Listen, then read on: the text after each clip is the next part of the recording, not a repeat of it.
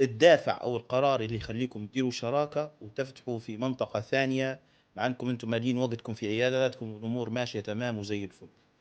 يعني هل هو تتبيع ترند او في دافع حقيقي، بزنس خطه معينه كذا يخليك يعني تديروا شراكه وتفتحوا مركز ثاني؟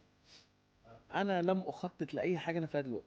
الفرق الجوهري ما بين المدينه كمدينه صغيره وبين القاهره، ان انت لو جهزت كويس وكنت انت شاطر بيحصل بومنج في الاول، بتلاقي الدنيا طالعه بسرعه صاروخيه. وده اللي حصل معايا الحمد لله. في الاول كانت الدنيا ماشيه بسرعه صاروخيه جدا، وبعد كده انت بتوصل للسقف وبعدين بتاخد ايه بلاتو. لكن القاهره والمدن الكبيره ملهاش سقف. اتفقت انت والمريض على سعر علاج العصب سي 1000 جنيه، وطلع يتعاركوا السكرتيرة بقى، لا انا ما عنديش المبلغ هذا، انا مش هندفع المبلغ هذا. حضرتك كدكتور كيف تتدخل؟ افضل طريقه للمواقف ديت لحلها ان انت تتجنبها. انا هنا السيتويشن هنا انا مش عايز احصرها في طب كل ما انت ان قلت احنا سيتويشن، هو مش انا عايز ما نقول عشان معلق عليك، ما انت عمال تديني انجليزي بالصبح يعني باين ان انا كده يعني. ماشي. لا طبعا انا شايف ان ده غلط، ان انا اخلي التعامل مع الريسبشن. لا انا لسه فاتح عايز ابني اسم، محتاج اتكلم مع المريض. وحتى لو انا عملت له خصم 100 جنيه او 200 جنيه او اي رقم، بالعكس. لا خالص، لا سيبك دكتور اختلف محمد اختلف المنير. ماشي. لا اختلف لا لا قلبا وقالبا مع اختلف الكلام براحتك، دوت. اختلف براحتك. انا ملاحظ ان يعني معظم كنت حضرتك موجه للابداع. هل تشوف فيه يعني هذا اثر ايجابا انه يجلب لك مرضى اكثر او لا؟ او انت عندك يعني تشانل ثانيه تروج بها لعيادتك لا. ولنفسك؟ السؤال ده حلو جدا. والسؤال ده من الحاجات اللي انا مثلا ممكن من 3 4 سنين كده كانت اجابتي عليه تبقى مختلفه بصراحه. انا واحد من الناس كنت بعمل فيديوهات ساخره من زمان، ان المرضى بتستهجنني ويقول لك ازاي نبتدي اعمل. هل تعتقد ان البيئه اللي طالع منها الدكتور فعلا تاثر بشكل مباشر على إدارته للعيادة، سواء كان من ناحية تسعير شرائه للأجهزة، اختياره للمرضى، أو ما تأثرش هو حيندمج هيك ولا هيك، سواء كان خلفيته يعني كان دكتور غني أو كان دكتور عادي؟ بتغير بنسبه 100%. آه، كنت تقريبيا يعني تقولوا فيها بالمصري تتريق على الفايبرز والبايوماتيك نوعا ما، وبعدين شفتك مؤخرا بديت تتجه له. بص، آه، هي ما كانتش تريقه. هو دايما الانسان ماشي. عدو ما يجهل يعني. التسويق الشركات يعني مبالغين فيه، بمعنى هل الشركات يسوقوننا في ادوات واجهزه احنا فعلا مش محتاجينها في العياده، او هم يبالغوا على مدى احتياجنا لها في العياده؟ ده قطعا. ده قطعا. ده ممكن ده تعطيني مثال؟ ده ده يعني مش الامثله مثال هتزعل. لشركه، مثال لجهاز. لو قلت لك يعني بنخيرك بين اجهزه لها اولويه في ميكروسكوب ولا سكان؟ انا بالنسبه لي انا شايفها يعني خطوه. كنا اختلفنا انا ودكتور محمد، بس فعلا دكتور محمد صحه وجهه نظره في الموضوع دوت. يعني اثبت صحه وجهه نظره بشكل كبير جدا، لان انا في الاول انا في كنت مستنيه يقول غير كده. انا في لا كنت فعلا. مستنيه يقول غير كده بقى هو عشان هو بقى كان هقفل هو كان الحلقه بقى عنده خالص. وجهه نظر. في بعض من الزملاء يشوف تعامل الطبيب مع شركات يشوف فيه يعني شيء سلبي، حضرتكم كيف تشوفوا فيه؟ يعني انا شفت صورة الدكتور بوليني غادي في عندك كو الصين في الصين، في الصين. هل تعتقد انه هو هذا اجراء طبيعي؟ وفي الاول وفي الاخر برضو دكتور مش دكتور واعي القدر الكافي، وعارف ايه الجهاز اللي ممكن يفيده وايه الجهاز اللي مش ممكن يفيده. اصل ساعات انا ببقى شايف جهاز، يعني احنا دلوقتي اتكلمنا على السي بي سي تي، وانا متاكد ان الحته ديت لما هتتعرض هتلاقي ناس كتير جدا في الكومنتات يقول لك يلا يعني احنا كل جهاز بقى وكل عياده لازم يبقى فيها سي بي سي تي. لا يا جماعه والله، كل واحد بص بمتطلباته ومتطلبات المرحله اللي هو فيها ومتطلبات العياده والليفل اللي هو بيشتغل عليه. انت دكتور قريت 4 سنين 5 سنين، كيف انت تبي يعني يشوف فيها كانها يعني نوع من يعني حاجه غير لائقه؟ هل انت توافق على هذا الراي، او ان البيع هذه مهنه عاديه جدا وبالعكس كده ان انا ومفيده ببيع في الفتره الحاليه. انت اصلا كدكتور سنان انت مختلف جدا عن بقيه الدكاتره، لان انت بتبيع اصلا سيرفيس.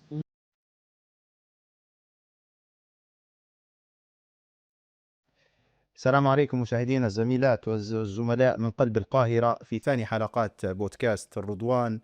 الحلقة هذه هتكون مميزة جدا، دمها خفيف وكذلك دسمة جدا، لأن ضيوفي محبوبين لدى الجميع سواء كان في مصر أو خارج أقطار مصر.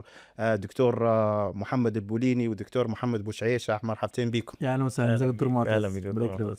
وشكرا على تلبية الدعوة. لا خالص والله، ربنا يكرمك. انت اخ يعني عزيز وفاضل، واحنا بنحبك من بدري. دكتور معتز يعني حضرتك مش عشان انت قاعد بس، من الشخصيات التي تلقى قبول يعني في الدنيا بحالها. بارك ده الله حقيقي ربنا فعلا يكرمك. والله الله دكتور يخليك يا دكتور معتز. معتز. شكرا والله شكرا. وانتم كذلك عندكم قبول كبير الله جدا الله جدا. يكرمك. ربنا يخليك. وفي انا ملاحظ حاجه طبعا على المحتوى، انا نتبع فيكم دائما، ملاحظ ان ومع ان الطابع كوميدي لكن طالع من حقيقه يعني في داخل العيادات، وهذا ان شاء الله اللي حنناقشه معاكم باسهاب ان شاء الله اليوم. قبل كل شيء نبغى نعرفوا الشباب الدكاتره الليبيين بالاخص، انتم صيتكم كبير جدا في مصر وكذلك في ليبيا، لكن نبغى نعرفوا اكثر بالدكاتره. نبدا بالدكتور محمد، يعني من الاول الدراسه والكارير. انا دكتور محمد شعيشع، خريج 2013 دفعة ازهر القاهرة. بس يعني اتخرجت من 2013. بدأت بعيادة بسيطة، ودلوقتي الحمد لله يعني بكبرت في بسنتر كبير، وبعدين سنتر تاني، وبعدين دخلت في بيزنس مع TDS. فيعني الحمد لله السيكونس بتاعنا يعني ماشي معتدل، الحمد لله كويس جدا، ومبسوط باللي انا وصلت له والحمد لله. الحمد لله. ننتقل للدكتور محمد. دكتور محمد البوليني، خريج 2011 جامعة اسكندرية. يعني أنا من دمنهور، مدينة تعتبر جنب اسكندرية كده لو حد مش عارفها يعني. فهي البداية كانت في الأرياف قدر الإمكان. الواحد كان بيحاول إن هو يبدأ بداية بسيطة ومتواضعة، ويحاول إن هو يمشي الدنيا بالتدريج. والحمد لله دلوقتي بقى عندي عيادة كويسة جدا في دمنهور، ومع دكتور محمد هنا في القاهرة. اتشرف ان انت معانا. الله يخليك يا دكتور محمد. دكتور محمد، لو سألتك حضرتك انت بديت في الأرياف سنة بعد التخرج تقريبا؟ يعني في فترة في أواخر الامتياز. أواخر الامتياز. م. جميل جدا جميل جدا.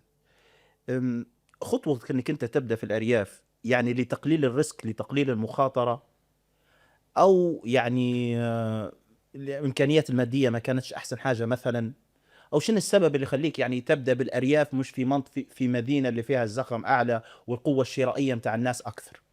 بص، هو كان في عامل اساسي بالنسبه للبدايه بالذات في الارياف، ان انت لما بتبدا بدايه بسيطه شويه بتلاقي اللود عليك اقل، الحمل اللي عليك اقل، ومتطلبات المريض مع كامل الاحترام طبعا، ولكن هي الفكره ان هو المريض في المنطقه ديت بيبقى متطلب جوده معقوله بسعر كويس. فبالتالي البريشر اللي عليك او اللود اللي عليك مش هيبقى كبير قوي، بالذات لو انت اخطأت في الاول او يعني حاولت ان انت تتدارك الخطأ. بيبقى تدارك الخطأ اسهل بكتير من مريض جاي في المدينه في مستوى معين او دافع تكلفه معينه. فبيبقى تقبله لفكره حتى المواعيد، حتى كل الكلام دوت بيبقى تقبله ليه اصعب شويه. ده بالاضافه ان انت في الارياف بيبقى عندك فرصه ان انت تطور نفسك تدريجيا، لان انت مسموح جدا ان انت تبدا بدايه متوسطه او بدايه حتى اقل من المتوسطه، وتبدا ان انت ترقي نفسك تدريجيا. لكن مع ليفل التنافس اللي في المدينه او في المدن الكبرى، يعني حتى القاهره واسكندريه وحتى المدن المنصوره وطنطا والمدن الكبيره، ليفل التنافس فيها اصعب بكتير من الارياف. تقريبا قداش خد منك سنة يعني الانتقال من الأرياف إلى دمنهور؟ لا، هو الموضوع خد يعني كان في مراحل انتقاليه كتيره كده، فدي مش هقدر ان انا الخصها كلها، ولكن ملخصا يعني انا بدات في الارياف فتره زي سنتين كده او 3، وبعدين طبعا كان من ضمنهم السنه بتاعه الجيش. كانت طبعا الوضع فيها كان متذبذب، كنت يعني احيانا في الاجازات بتاع كده، بس ما كنتش بشتغل بشكل منتظم في السنه بتاعه الجيش. وبعد كده توقفت عن العمل تقريبا فتره سنه، توقفت عن طب الاسنان خالص لمده سنه. وبعد كده رجعت في مستوصفات واماكن مش خاصه بيا يعني. كانت خطوه يعني ستيب كده ان انا افتح بقى في دمنهور في المدينه الكبيره يعني السنتر. تمام، هنرجع للخطوه هذه. بالنسبه لدكتور محمد تقريبا نفس الخطوات ولا كانت متغيره؟ انا يعتبر انا دايما الخطوات اللي انا مشيتها تمام كان فيها جانب توفيق من ربنا. وشفت انت عندنا في مصر يقول لك انا ماشي بنور الله. انا لم اخطط لاي حاجه انا فيها دلوقتي. يعني انا اصلا كنت على طول بشتغل يعني بدايه انا كنت حد في الكليه، كنت شغاله في صيدليه نايت شيفت، فكان لسه يعني طالع من الكليه مش اقوى حاجه تمام. كان معايا ابن عمي عنده مستشفى خاصه في منطقه اسمها المرج، فقال لي لا تعالى انزل اشتغل. قلت له ده انا لسه عايز اخد كورسات ولسه عايز اعمل. قال لي طب انزل بس اشتغل شوف نفسك. الحمد لله ربنا كرمني جدا، لقيت يعني وصلت لمرحله ان انا كنت في المستوصف ده كنت اعلى ريت فيه. انا كنت طول عمري بشتغل في اسكندريه، فكنت حابب اسكندريه. خلصت سنه امتياز وقلت لا اروح افتح في اسكندريه وخلاص. شفت العياده وظبطت الدنيا. جيت بقول لمريض عندي ده انا هفتح في اسكندريه داخل شهر ليه الشهر ده. قال لي لا هنفتح لك هنا في المرج، انت عملت اسم هنا ومش عارف ايه وكلام من ده. قلت له سيب على ربنا. تاني يوم لقيته بيكلمني لا ده انا خدت لك مكان وشفت لك، فمشيت معايا سبتها. سبحان الله. المريض المريض طول ما هي ماشيه مشيت. أيوة. وفي نفس الوقت برضو لما حبيت اكبر وانتقل مثلا من منطقه شعبيه زي المرج لمدينه نصر، ربنا ساق لي برضو. قعدت ادور كده لقيت برضو مريض داخل عليا بيقول لي انت اللي عامله. انا مجهز في المرج يعني منطقه شعبيه بس مجهز حاجه محترمه، نقدم خدمه محترمه فيها. فلقيته بيقول لي انت مش عايز تفتح في مكان تاني؟ ايه اللي انت عامله هنا ده؟ مكان فخم وعايز مكان تاني. قلت له والله بدور في مدينه نصر. قال لي عندي المكان على بكره. سبحان الله. والله حتى في البيزنس مع تي دي اس. انا مجهز من تي دي اس. قاعد مع مستر محمود بقول له مش ناويين تدخلوا بقى امبلانت ومش عارف ايه؟ قال لي تعال نشتغل فيها، تعال ندخلها ونشتغل سوا. فانا يعني السيكونس بتاع حياتي فيه توفيق كبير من ربنا. يعني بشوفها في كل نواحي حياتي. الحمد لله. الحمد لله. الحمد لله. طيب دكتور محمد، أنا شايفك في عيادة دمنهور عندك ميكروسكوب ويعني تجهيزات العيادة باين إنها كويسة. أولا هل حضرتك أنت لغيت العيادة بتاع الأرياف تماما وانتقلت لدمنهور يعني، ولا خليت الاثنين مع هي بعض؟ كان في مرحله انتقاليه. مم. كنت ببقى متواجد في الاثنين، لان بطبيعه الحال عياده لسه جديده وعياده لسه فاتحه ومش هيبقى عليها الريت قوي ومش هتبقى حتى مغطيه مصاريفها. فبالبلدي كده كانت العياده بتاعت العياف بتصرف على العياده بتاعت المدينه لحد ما دي قامت على رجلها. بصراحه كان في يعني كنت بحس بانفصام شديد جدا ما بين العياده دي وما بين العياده ديت، ففرق في التجهيز وفرق في الاسعار وفروقات كتيره جدا. فطبعا ما قدرتش ان انا اكمل يعني، سبت العياده بتاعت الارياف بعتها وجيت دمنهور. واستمريت في واستمريت في دمنهور وبدات ان انا اطورها تدريجيا خطوه بخطوه لحد الحمد لله العياده دلوقتي مجهزه تجهيز كويس جدا. حضرتكم عندكم عيادات ناجحة جدا، سواء عيادتك دكتور محمد في دمنهور أو عيادة دكتور محمد كذلك في المرج، وعيادات ناجحة ما شاء الله. الدافع أو القرار اللي يخليكم تديروا شراكة وتفتحوا في منطقة ثانية مع أنكم أنتم مالين وقتكم في عياداتكم والأمور ماشية تمام وزي الفل، يعني هل هو تتبيع ترند أو في دافع حقيقي بزنس خطة معينة كذا يخليك يعني تديروا شراكة وتفتحوا مركز ثاني؟ بص، هو كل واحد هيجاوب على السؤال دوت من وجهة نظره. تمام. خلاص، يعني انا بالنسبه لي الدنيا برضو في المدن اللي هي بعيدا عن القاهره، يعني توصل فيها المرحله من اللي هو زي ما بيقولوا البلاتو، ان انت بتوصل لمرحله ان انت وصلت الليفل وخلاص. انت يعني الدنيا التطور بقى بطيء. انت في الاول بيبقى تطور سريع لغايه ما توصل لليفل معين، هي خلاص الدنيا ما بتستحملش اكتر من كده. لان مجالات التوسع برضو في القاهره احسن بكتير من الاقاليم او حتى اسكندريه. يعني القاهره في ليفل تاني خالص. فالواحد كان عايز ياخد يعني تحدي جديد او يخوض تجربه جديده، برضو لاسترجاع بعض الشغف. يعني انت بتوصل لمرحله برضو دكتور معتز وحضرتك يعني اكيد استاذنا وعارف، يعني انت بتوصل لمرحله ان انت بتلاقي الدنيا خلاص كل يوم بتشتغل نفس عدد الحالات، بتدخل نفس الدخل، بتعمل نفس الحاجات اللي انت بتعملها. الشغف بدأ يقل شويه. دكتور محمد بقى كان ليه نظره ماديه برضه. دكتور محمد هو انا بدور على المعنوي والشغف وكده، هو بقى بتاع البيزنس والفلوس. بص، النظره الماديه مش ماديه، احنا ممكن نسميها الطموح. ماشي. واخد بال حضرتك؟ يعني انا دلوقتي مثلا عندي المركز بتاعي وشغال كويس جدا، ويعني خلاص الشهر كله متفول مثلا. بس انا كنت بلعب على نقطه، يعني احنا كنا في المرج ومنطقه شعبيه، بس كان عندنا سياحه علاجيه، كان بيجي لنا مرضى من خلايجه، مرضى ده كتير. فانا في نفس الوقت ب...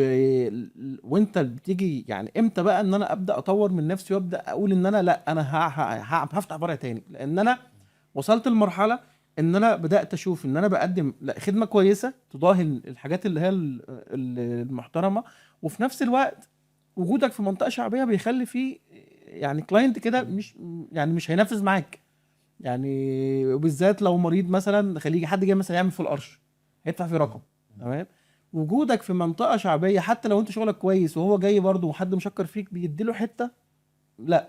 فانا كنت وفي نفس الوقت ناس كتير جدا من خارج نطاق المنطقه بدات تجي لك.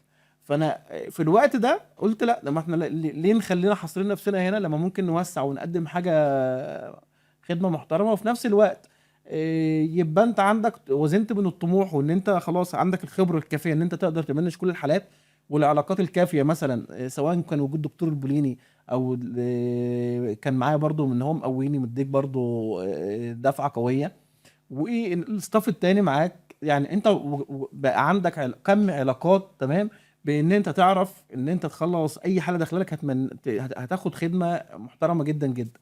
وده جه برضو مع الوقت. يعني انا مش ما فتحتش غير مثلا بعد ما اشتغلت في المرج مثلا 10 سنين، خدنا منهم خبره كويسه وخدت منهم فكره في الاداره كويسه وخدت الحاجات ديت كلها. فلما اجي افتح فرع جديد انا عارف انا هفتحه ليه.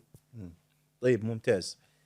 يعني خلينا نتكلم، لو جاكم اثنين حيتشاركوا، النصيحة اللي بتقدموها لهم شنو هي؟ بمعنى تو حاليا عندكم انتم رؤية معينة خلتكم الاثنين تتشاركوا. انا شايف كثير من الزملاء بحكم شغلي ويعني ارتباطي بهم، مجرد انهم اثنين اصحاب في نفس الدفعة قالوا هيا نفتحوا عيادة مع بعض وفتحوا عيادة مع بعض. هل ترى ان هذا الموضوع صحي او لازم فيه رولز معينة ضروري يتخذها الطبيب وزميله عشان يديروا الشراكة هذه؟ طيب، هو موضوع الشراكه ده من المواضيع الشائكه جدا جدا جدا، واكتر المواضيع اللي بتعمل مشاكل في كل المجالات. يعني انا يعني قاعده عامه لاي حاجه في الدنيا، اي موقف المفروض ان هو الموقف ده يمشي بشكل سليم لازم يبقى وين وين سيتويشن، لازم الطرفين يبقوا كسبانين. ما ينفعش ان انت معاك فلوس تقدر تفتح عياده لوحدك، وصاحبك معاه فلوس تقدر يفتح عياده لوحده، وتروحوا انتوا الاثنين تشاركوا بعض. طب فين انتوا الاثنين شغلكم زي بعض، وانتوا الاثنين معاكم نفس الفلوس، وانتوا الاثنين تقدروا تفتحوا عياده. طيب انتوا عاملين الشراكه ديت ليه؟ ما هو لازم يبقى في حد مستفيد من الحد التاني، مش لازم يبقى بنفس القدر ولكن يبقى في فايده. لان لو انتوا الاثنين بتقدموا نفس الحاجه وانتوا الاثنين عندكم نفس فايدة الشراكة. القدرات، فايده الشراكه ان هم في ناس بتشارك عشان لمجرد ان احنا اصحاب ونشيل عن بعض ومش عارف ايه. لكن للاسف معظم الشراكات بتنتهي ان الاثنين اللي بداوا الشراكه دول اصحاب بيطلعوا منها وهم خسرانين بعض. اولا لازم يبقى في تفاهم، دي نقطه لوحدها. ثانيا لازم الاثنين يبقوا بيضيفوا لبعض حاجه. زي ما قلت لك كده دكتور محمد مثلا، انا مش حد بيحب ياخد ريسك، دكتور محمد ريسك تيكر، فالحته دي بتكمل ديت. في حاجات انا ما بعرفش اشتغلها زي شغل الجراحه وشغل الزراعه، دكتور محمد هو المتكفل بالحاجات ديت. انا بشتغل في حته معينه، دكتور محمد برضو بيحول لي الحالات عليها وهكذا. فهو الموضوع كان فيه فايده من الطرفين، بالاضافه ان كل واحد فينا كان ليه رؤيه فبتضيف في الاخر لمصلحه المكان يعني. طيب كويس ممتاز. في نقطة جوهرية حساسة في الموضوع، لعلكم انتم افضل من يجاوب عليها. يعني على الصعيد المادي، هل ممكن عيادة الأرياف أو عيادة المدينة اللي ما هيش في المدن الكبيرة تربح زي العيادة اللي في القاهرة؟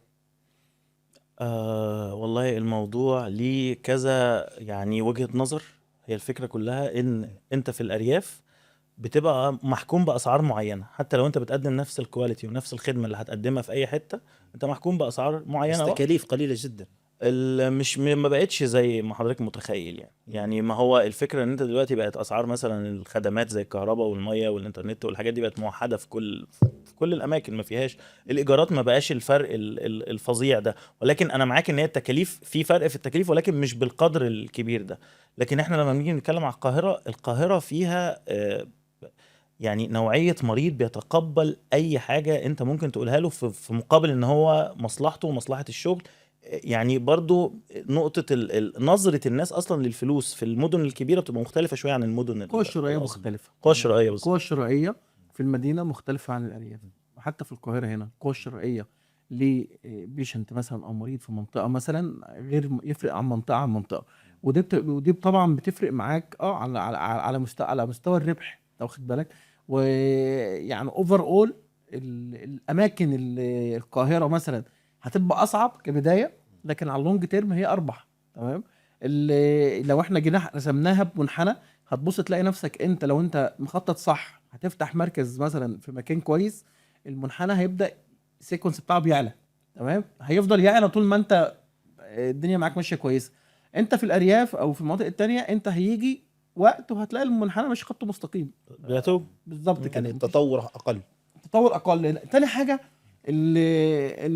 الفكره ان انت لما تطور من نفسك ده بيفتح لك يعني رؤيه تانية في الشغل. انت واخد بال حضرتك ليه؟ انا مثلا لو جيت اشتغلت مثلا درس مثلا زي شغل الدكتور محمد مثلا، هشتغل بايوميماتيك وهيقعد يبني الدرس ومش عارف ايه، وده بيتعمل برقم.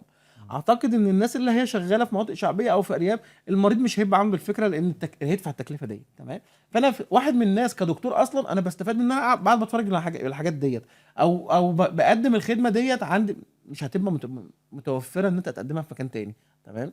ليه؟ لان انا مثلا لما اجي اقول لمريض مثلا الدرس ده هيكلفك اكس واحنا هنحاول فيه وممكن يفشل، واقول لك حاول، غير ان الناحيه التانية هيقول لك لا استحاله طبعا ان انا هدفع الرقم ده وهو خلاص هيتخلع. هنا الفكر شويه بيبقى مختلف شويه. يعني نقدر نقول يعني سبب رئيسي هو تطلع الدكتور للتطور اكثر من انه شيء ثاني. يعني عشان ننقل أنا من الارياف الى مدينه، الدكتور محمد بوليني كان يشتغل يعني كان يشتغل في الكومبوزيت بشكل طبيعي، لا بدا يشتغل بتكنيك جديد بايوميماتيك وغيره وكذا الى اخره.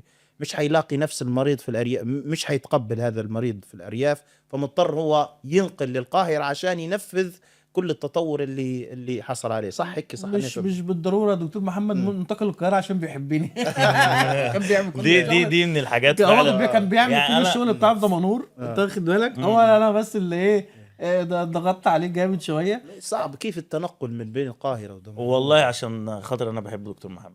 لا وانا موفر ربي له يديله برضه الحب كل والله. هنا وين وين سيتويشن. ها يعني هو ما جاش بالعربيه، انا شغال معاه سواق طول البتاع، انت جاي منين اجيبك مش عارف فين يا اسامه، الدكتور محمد جاي هتروح تستقبله من هي هنا بقى لا المرحله. دكتور محمد عامل خدمه منضبطه جدا. ما شاء الله. هو الموضوع برضو زي ما بقول لحضرتك، هي الفكره كلها في المينتاليتي بتاع المريض اللي حتى انا ما بتكلمش دلوقتي، يعني احنا خلينا نسكيب مرحله الارياف، احنا بنتكلم دلوقتي بين مدينه صغيره زي دمنهور تمام. ومدينه كبيره زي القاهره. لان هي فكره الارياف بتبقى تعتمد اكتر على عشان تكسب فلوس وعشان تقدر ترتقي لازم تعتمد على الكم بتاع الشغل، بتشتغل حالات كتيره فمش هتقدر، يعني حتى لو انت بتشتغل بمنتهى الضمير وبمنتهى الاحسان اللي في الدنيا، انت مع ضغط الشغل ومع قله التسعير بتاعك انت مش هتقدر تقدم الكواليتي اللي انت تقدر تقدمها في المدينه اكبر. وبعدين المدينه بيبقى فيها برضو الفرق الجوهري اللي ما بين المدينه كمدينه صغيره وبين القاهره، ان انت لو جهزت كويس وكنت انت شاطر بيحصل بومينج في الاول، بتلاقي الدنيا طالعه بسرعه صاروخيه. وده اللي حصل معايا الحمد لله. في الاول كانت الدنيا ماشيه بسرعه صاروخيه جدا، وبعد كده انت بتوصل للسقف وبعدين بتاخد ايه بلاتو. لكن القاهره والمدن الكبيره ملهاش سقف، هي دايما مفيش يعني ايه يا سقف. دكتور يعني بتاخد البدايه بلاتو؟ استنى بس البدايه أنت صعبه، مركز بس يعني انا إيه لسه بتاخد بلاتو؟ معلمها جديد. أصل فأنا انت قلت لازم خمس، اقولها. انت قلت 5 انا مرات جاي بلاتو. النهارده ولازم اقولها 5 ما مرات. انا مش عارف يعني ايه بلاتو. انا كده أنت جبت لي عمال- واحده. آه. جبت لي واحده. بص انا هتاخد طب بلاتو. قولها بلاتو خمسة مش هقولها كده تاني. البلاتو. مش هقولها تاني. خد ماشي لك 5 تمام، انت ما انت عمال كمان. تقول تديني في البلاتو، انا عمال وين اقول وين البلاتو. وين وين وين سيتويشن خلاص يا عم. الانجليزي بيبقى حلو. انا في ناس متابع بتدرس. جيد، انا متابع جيد وربما جيد جدا لصفحتكم الاثنين ربنا طبعا. الله يخليك يا دكتور محمد. بعض الفيديوهات تستوقفني، بالذات الفيديوهات اللي يمثل فيها حضرتكم الاثنين، اللي هم البيشنت، يعني ذوي ممكن يكونوا الدخل المحدود، ممكن يكونوا يعني العقلية مش زي عقلية القاهرة. اولا تشوفوا فيها التعامل معهم اصعب او اسهل من البيشنت على القاهرة؟ هذا السؤال الاول، اصعب ولا اسهل؟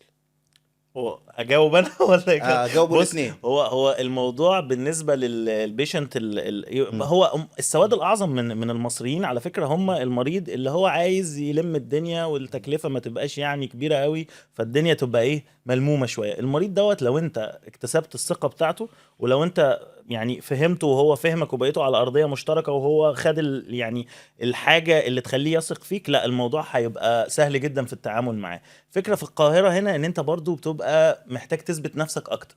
هي دي النقطه الفارق الجوهري يعني. ان انت في الارياف تبقى الموضوع معتمد يعني اسهل شويه في ان انت تثبت نفسك، لان انت لو حد شغلك كويس ومن بره اصلا العياده كويسه، فليفل التنافس اصلا ان حد يبقى مجهز عياده شكلها شيك وبتاع بيبقى الموضوع اقل شويه. لكن في القاهره هو كل العيادات ممكن تلاقي 10 عيادات حواليك مجهزين زيك بالظبط وما كانش افضل، فانت بتثبت ان انت دكتور كويس من خلالك انت بس للمريض، فالموضوع بيبقى اصعب شويه. لا الفكره كلها في البلاتو يا دكتور محمد. لا صح. لا الفكره كلها في ثقه المريض. يعني يمكن الدكتور محمد وهو شغال معايا كان مستغرب شويه، اللي هو انا مثلا باني ثقه مع مريض على مدار السنين، فالمريض ده لما بيجي هو بيقول لي انا بعمل اي حاجه هو متقبلها. يعني الدكتور محمد مثلا يقول لي ايه، انا مثلا ممكن ابقى حاجه فايتاني مثلا، فالمريض دخل فيقول لي لا طب ما تعرفه الدنيا مش عارف ايه، بقول له اشتغل. طب ما هو لازم يعرف. لا لان انا عارف المريض، انا هقول له احنا عملنا كذا كذا كذا، فهو واثق فيا ماشي خلاص.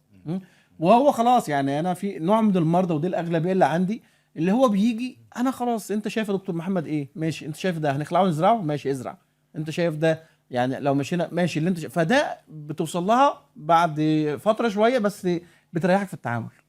طيب تمام كويس. بعدين هنبي نستفيد من خبرتكم في التعامل مع المرضى في بعض المواقف. خليني في الموقف الأول. اتفقت انت والمريض على سعر علاج العصب سي 1000 جنيه، وطلع يتعاركوا السكرتيرة برا، لا انا ما عنديش المبلغ هذا، انا مش هندفع المبلغ هذا. حضرتك كدكتور كيف تتدخل في الموقف هذا؟ افضل طريقه للمواقف ديت لحلها ان انت تتجنبها بطبيعه الحال. في حقك ممكن يضيع. ما هي الفكره ان انت تتجنب الموقف من الاول.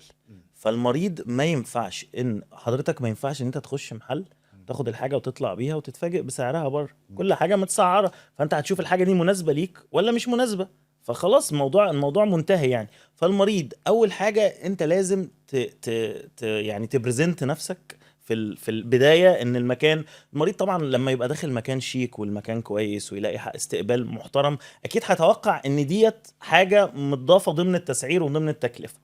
تاني حاجه هو المريض اللي جاي لك برضه هو متوقع الرينج، بس انت برضه ما تسيبش الكلام للتوقع.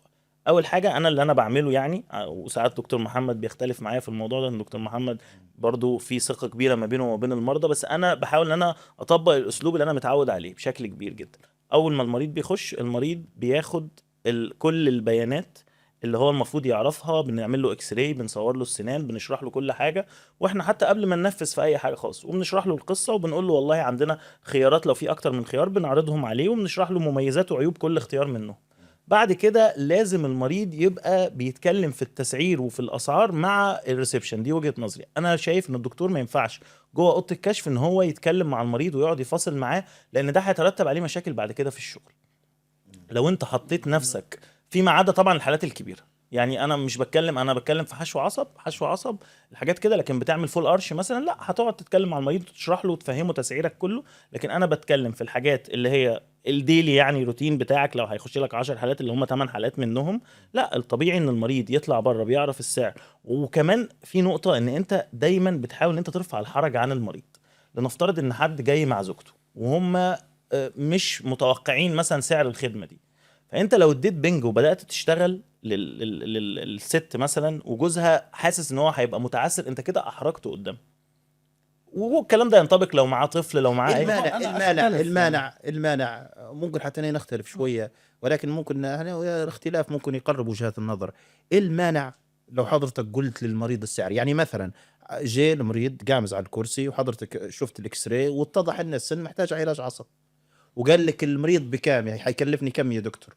بتقول له اطلع للاستعلامات عشان انا عايز اقول حاجه، انا بس عايز اكمل عشان حضرتك اختلفت معايا في النقطه ديت، وانا والله فعلا دي قناعتي الشخصيه. وانا مش معترض على اي حد بيتكلم في السعر، مش معترض عليك، انا بس عايز اضيف بس حاجه. انا هنا السيتويشن هنا انا مش عايز احصرها في كل ما انت قلت السيتويشن، هو مش عايز معلق عليك، ما انت عمال تديني انجليزي من الصبح، يعني باين ان انا كده يعني. بص يا دكتور معتز، خلينا نتكلم بالبلد. انا دلوقتي هفرق بين ان انت حد عملت، انا ممكن اعمل كده دلوقتي، بس انا كحد بادئ هل هينفع يكون ده اسلوبي في التعامل مع مريض انا لسه فاتح عياده وما بنيتش اسم؟ لا طبعا، انا شايف ان ده غلط، ان انا اخلي التعامل مع الريسبشن، لا انا لسه فاتح عايز ابني اسم، محتاج اتكلم مع المريض، وحتى لو انا عملت له خصم 100 جنيه او 200 جنيه او اي رقم، لا خالص، لا سيبك. اختلف قلبا وقالبا مع الكلام دوت. اختلف براحتك، لان انت بالعكس انت في الاول وانت بادئ انت هيبقى عندك يعني فرصه ان انت تبرر نفسك دي بتبقى صعبه جدا، ان انت تقعد تشرح سعر وبعدين تبرر ليه السعر ده. انا مش بتكلم في كده، انا بتكلم انت كلامك مع المريض في السعر جوه الاوضه هيدفعك ان انت تبرر السعر ده وتبرر نفسك، لكن كلامه هو مع الاسيستنت بره هي البنت. لا انا شايف دكتور محمد المرحله الاولانيه انا لسه بتكلم معاك دلوقتي. انا بتكلم في واحد لسه بادئ، تمام. انا ما ينفعش اجي اخلي المعامله جافه بيني وبين المريض. انت واخد بال حضرتك؟ مش جفاف خالص، ده انت بالعكس. انا بتكلم حد لسه فاتح عياده ولسه اول مريض داخل لي، وانا ممكن انا كبزنس يا دكتور معتز، انا لسه بادئ دلوقتي، تمام. مش هيهمني المكسب قوي قد ما يهمني ان انا اعمل ارضيه لنفسي. انت واخد بال حضرتك؟ فانا اي حد جاي لي العياده، انا ممكن في حالات كنت بشتغلها ببلاش لمجرد ان هو هيقول الشغل ده جاي عندي كنوع من انواع الدعايه. فانا انا بادئ عايز ارمي ارضيه، انا عايز اي مريض داخل لي انا مش هيروح لحد تاني، تمام. حتى لو انا مكسب منه قليل. هو معترض معايا في الفكره ديت، بس لا طبعا انا مش معترض في الفكره ماشي دي. انا بتكلم. انا معترض. طب ما احنا بنشتغل حالات ببلاش عادي. ما انا بتكلم كدكتور صغير، انا دكتور صغير لسه فاتح عياده، لسه بادئ، تمام. انا اي حاله انا عايز جايه لي انا هشتغلها. ليه؟ ان انا مش منتظر المكسب من الحاله ديت، انا ببني اسم، تمام. شفت انت دلوقتي مثلا هكلمك انا مثلا على الحاجات اللي هي حاجه زي بسيطه زي الانستا باي. هو بدا انتشار ازاي؟ او اي ابلكيشن. انا باجي مثلا بيبقى حاطط ان هو اول 6 شهور انا مش هيهمني ربح، انا عايز اعمل انتشار. وهي هنا الفكره لاي حد بيبدا، انا عايز اعمل انتشار. فانا هعمل انتشار ازاي والمريض ده وخلي بالك اصل دي نقطه فارقه. لو هي اتعملت بس بحرفيه شويه، المريض لما انت تتكلم معاه ويبان ان انت مروق عليه والدنيا، انت بتحس ذات نفسك ان انت مبسوط من داخلك. انت دلوقتي لو رايح تشتري اي حاجه، وبدل ما تحاسب مثلا على الكاشير او اي حاجه او ايا كان، ما احنا ما اختلفناش. صاحب المكان جه وظبط لك حاجه وقال لك يا عم دي مني ومش عارف ايه ومكاني ومني، انت ذات نفسك هتحس ان انت مرضي. فانا بتكلم في البدايه، انا بتكلم في نقطه ثانيه. انت كده بص، هي فكره ان انت تعمل خصم او تشتغل ببلاش خالص. انا هفصلها دكتور بوليني. بس دكتور معتز كل الامثله دي اصل هو دي نقطه خلافيه كبيره ما بيننا، ان انا دايما ببقى مصمم ان المريض يعرف تكلفه الخدمه ويعرف كل ابعادها. انا هعرفه وانت بعد كده ليك الابر هاند عادي ان انت ممكن تشتغله ببلاش. ممكن هو يسمع السعر يمشي على طول، خلاص يبقى مش نصيبك. دكتور محمد يا حبيبي، وانا كبادئ ده انا خسرته. انا في واحد دخل عندي وطلع من غير ما يشتري، وده غلط. جميل. دكتور بوليني، طبيعي. هل تعتقد ان السكرتاريه اللي برا لها القدره على اقناع المريض بعد ما يسمع السعر؟ لا خالص، ما عجبوش. لا خالص. هو الفكره ممكن احنا نكون الفكره ما هو اللي احنا بنتكلم فيها دكتور معتز، ان انا عايز ان انت يبقى عندك. معلش بعد اذنك يكمل نقطه وبعدين ننتقل. احنا عايزين ان انت كدكتور يبقى عندك الشخصيه اللي تقدر ان انت بيها المريض اول ما يدخل لك اشترى. ودي على فكره ملهاش علاقه بخبرتك ولا ليها علاقه. هو المريض لو دخل الاوضه بتاعه الكشف شاف دكتور لابس لبس كويس، مهندم، بلطو نظيف، راجل مهندم في شكله ومهندم في طريقه كلامه، بيتكلم كلام مسترسل ما بيقعدش يقطع ويلاج في الكلام، وبيشرح للمريض على الشاشه مثلا او على اللابتوب، بيقول له والله الاكس راي دي فيها كذا والصوره دي فيها كذا. هو المريض بنسبه كبيره جدا هو جاي لك، تمام. هو مش جاي، ما جاي لك اكيد في ريكومنديشن جايباه ودخل اقتنع بيك. هو لما يطلع بره هو مش محتاج ان السكرتيره تبرر له، ولكن ممكن يحصل ايه مع السكرتيره؟ يقول لها طب احنا مش جاهزين دلوقتي، طب احنا عايزين مثلا الدكتور. فانت كده بقيت انت اللي ليك الابر هاند، حتى عشان بعد كده لما تيجي تعمل واجب مع المريض حتى لو هتشتغل له ببلاش يبقى هو عارف قيمه الحاجه اللي انت عملتها له ببلاش. لكن انت لو انت دخلك فقلت له الحاجه دي ب1000، طب والله يا دكتور معلش اصل كده، طب مشيها لنا ب800، ما ينفعش هو يقول سعر وانت توافق عليه. فبقى كده هو طلع بره. طب الراجل اللي قاعد هنا دوت ما يمكن اشطر مني في الفصال، ففصل مع الدكتور، فالحاجه اللي انا خدتها ب800 خدها ايه ب700. وبعدين انت كده جيت على المريض المحترم اللي دخلك مقتنع بيك، اقتنع بخطه علاجك واقتنع بتسعيرك وطلع دفع حسابه بره. فانت كده الراجل اللي فاصل معاك وتعبك انت كده اكرمته عن التاني. يعني انا دي وجهه نظري، واحنا مختلفين في الموضوع ده يعني. والا انت في البيزنس كله ما ينفعش حد يعمل سيل. ينفع طبعا. مين اللي بيعمل السيل؟ حد بيروح لتوكيل عربيات يقول له انا عايز العربيه دي بقد كده. هو لا بص توكيل العربيات بيقول احنا عاملين سيل تعالوا لنا. انا بتكلم معاك في نقطه كبدايه، تمام؟ وامتى توصل؟ يعني انا دلوقتي مثلا ما انت لو بديت بتفاصل هتكمل في الفصال. لا خالص، انا دلوقتي بتعامل بالسيستم بتاعه اللي هو الحساب مع الريسبشن مش عارف ايه. بس انت كبدايه لا، انا شايف ان البدايه ديت ان انت تبدا في البدايه ديت. يعني معلش احنا مش عايشين في لندن، ومش كل الناس فاتحه مراكز كبيره، ومش كل الناس عندها القدره ان هي تعرض في شاشات. لا خالص، انا بتكلم ان احنا في مكان في ناس كتير جدا، اماكن شعبيه، في مكان ارياف، في مكان مش عارف ايه. الناس بتشوف ان انت الاغلبيه من الناحيه السيكولوجيه بيشوف ان انت لو عملت كده بيقول لك لا انت كده بتقلبني. وفي ناس بتشوف ان انا محتاجه تودد له، تمام، في ان انا اللي هتكلم معاه وانا اللي هعمل معاه. دي نقطه فارقه جدا جدا مع 50% من المرضى اللي هم بيمثلوا الاغلبيه اللي الدكاتره بتشتغل، تمام. اوصل امتى كده؟ انا خلاص عملت اسم، بنيت ثقه، وقتها ممكن هبدا افصل بقى، تمام. لكن انا كلسه بادئ ولسه عايز ابني اسم وعايز اعمل ثقه مع مريض، لا انا شايف ان انا حته ان انا افصلها ديت ده غلط.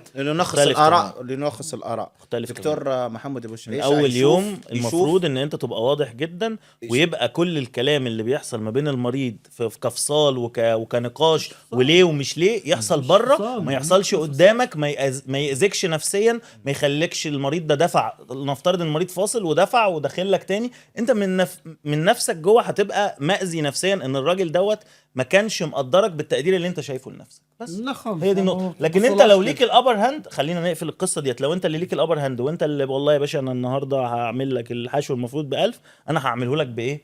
ب700، من غير ما هو يتكلم، من غير ما هو يقلل من تسعيرك دوت. انت ليه متخيل ان هو خليها دكتور قوليني، هل لا يعني الموقف اللي حضرتك سألت فيه، موضوع الخبره فعلا يفرق في الموضوع؟ هل مثلا الدكتور الفريش جراد اتكلم في كده هيتكلم بنفس المنطق يتكلم بيه الدكتور اللي ليه 10 سنين و15 سنه يشتغل؟ ما هو في النقطه هذه مهما كان هو فلوينت مثلا وفي الكلام وزي ما قلت لك، ومع ان مهارات الدكاتره تختلف يعني بين الدكتور والاخر، فهل تعتقد فعلا يعني مثلا لو احنا رجعنا للبدايات حضرتك، هل كان السيستم هذا ماشي هو نفسه؟ لا ان لا انا ما انفصلش انا في دينشيك كان ماشي كده، وكان ده سبب كتير جدا في ان حالات ما بتنفذش. وبعدين برضو خلينا متفقين ان البدايات بتاعتي دي كانت من 15 سنه. الحالات اللي لم تنفذ، لو كنت حضرتك كان الكونتاكت بينك وبين المريض على طول، هل تعتقد انه كانوا حينفذوا؟ انا مؤمن جدا بفكره الرزق وبفكره النصيب. اللي كلنا ما مؤمنين نفذش بالرزق ده يا دكتور محمد.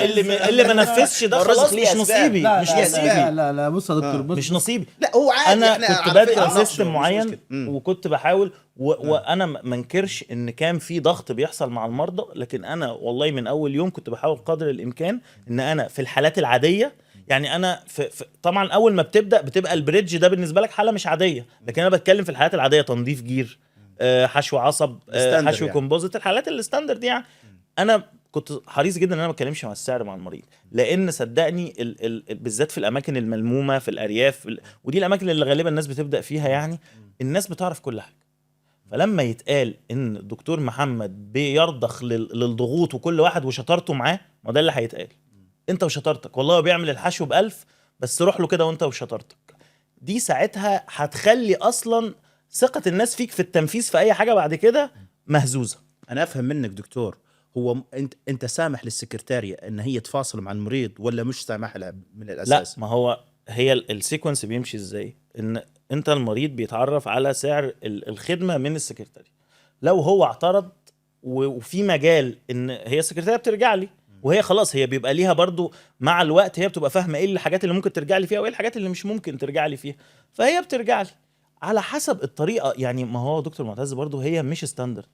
لو حد طالع بيقول، هي الفكرة كلها ان انت عايز تبقى فاهم المريض دوت تفكيره من جوه، بيقول المبلغ ده كتير عليك انت كدكتور ولا كتير عليا انا كمريض؟ يعني انا مقدرتي ما تسمحش بده، على راسي واعمل لك ببلاش وما عنديش اي مشكلة خالص.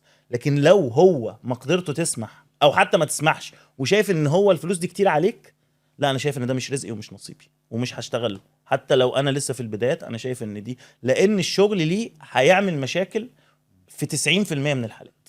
لو حد داخل وانت ومش مقتنع بيك وانت بتشتغله، مش مقتنع بيك اللي هو بيحاول ان هو يكسر فيك. يعني ما انت في البدايه اكيد من الناس اللي داخله مش مقتنع بيك 100%، بس على الاقل هو داخل يجرب يشوف الدكتور الجديد ده عنده ايه بيقوله. لكن جاي ومش مقتنع وعمال يكسر فيك ويفاصل من اول الزياره ويقول لك اصل انت بتديني بنج ليه، اصل انت بتعمل لي ليه، صدقني الموضوع مش هيكمل على خير. دي وجهه نظري، ويعني خلينا الموضوع ده برضو ايه، كل واحد يحتفظ بوجهه نظره فيه، ماشي، لان احنا ماشي. مش هنتفق فيها. ماشي، مش مشكله. دكتور محمد، قبل 10 سنين مريض قال لك علاج العصب كم؟ قلت له ب1000، قال لك غالي. وبعد ال10 سنين نفس المريض او مريض غيره قلت له ب2000 وقال لك غالي. حضرتك كيف كنت تتعامل، وحاليا كيف كنت وكيف حاليا تتعامل مع المريض؟ ما هو انا بص يا دكتور معتز، هي دي الحته اللي انا بتكلم فيها. انا كنت الاول عامل ازاي، فانا شايف كده ان كل مرحله حياتيه له اسلوب معين في التعامل. وانا لسه حد فريش جراد هتعامل بطريقه، وانا لما اكبر وابقى استشاري هتعامل بطريقه، ولما اكبر يبقى عندي مركز هعمل بطريقه.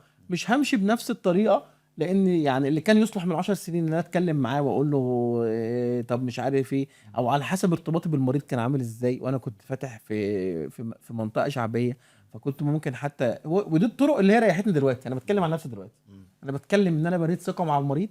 تمام. انا دلوقتي لو المريض جالي وقال لي حاجه، انا ما حدش بيتكلم معايا في الفلوس حاليا. ايه سبب الثقه هذه؟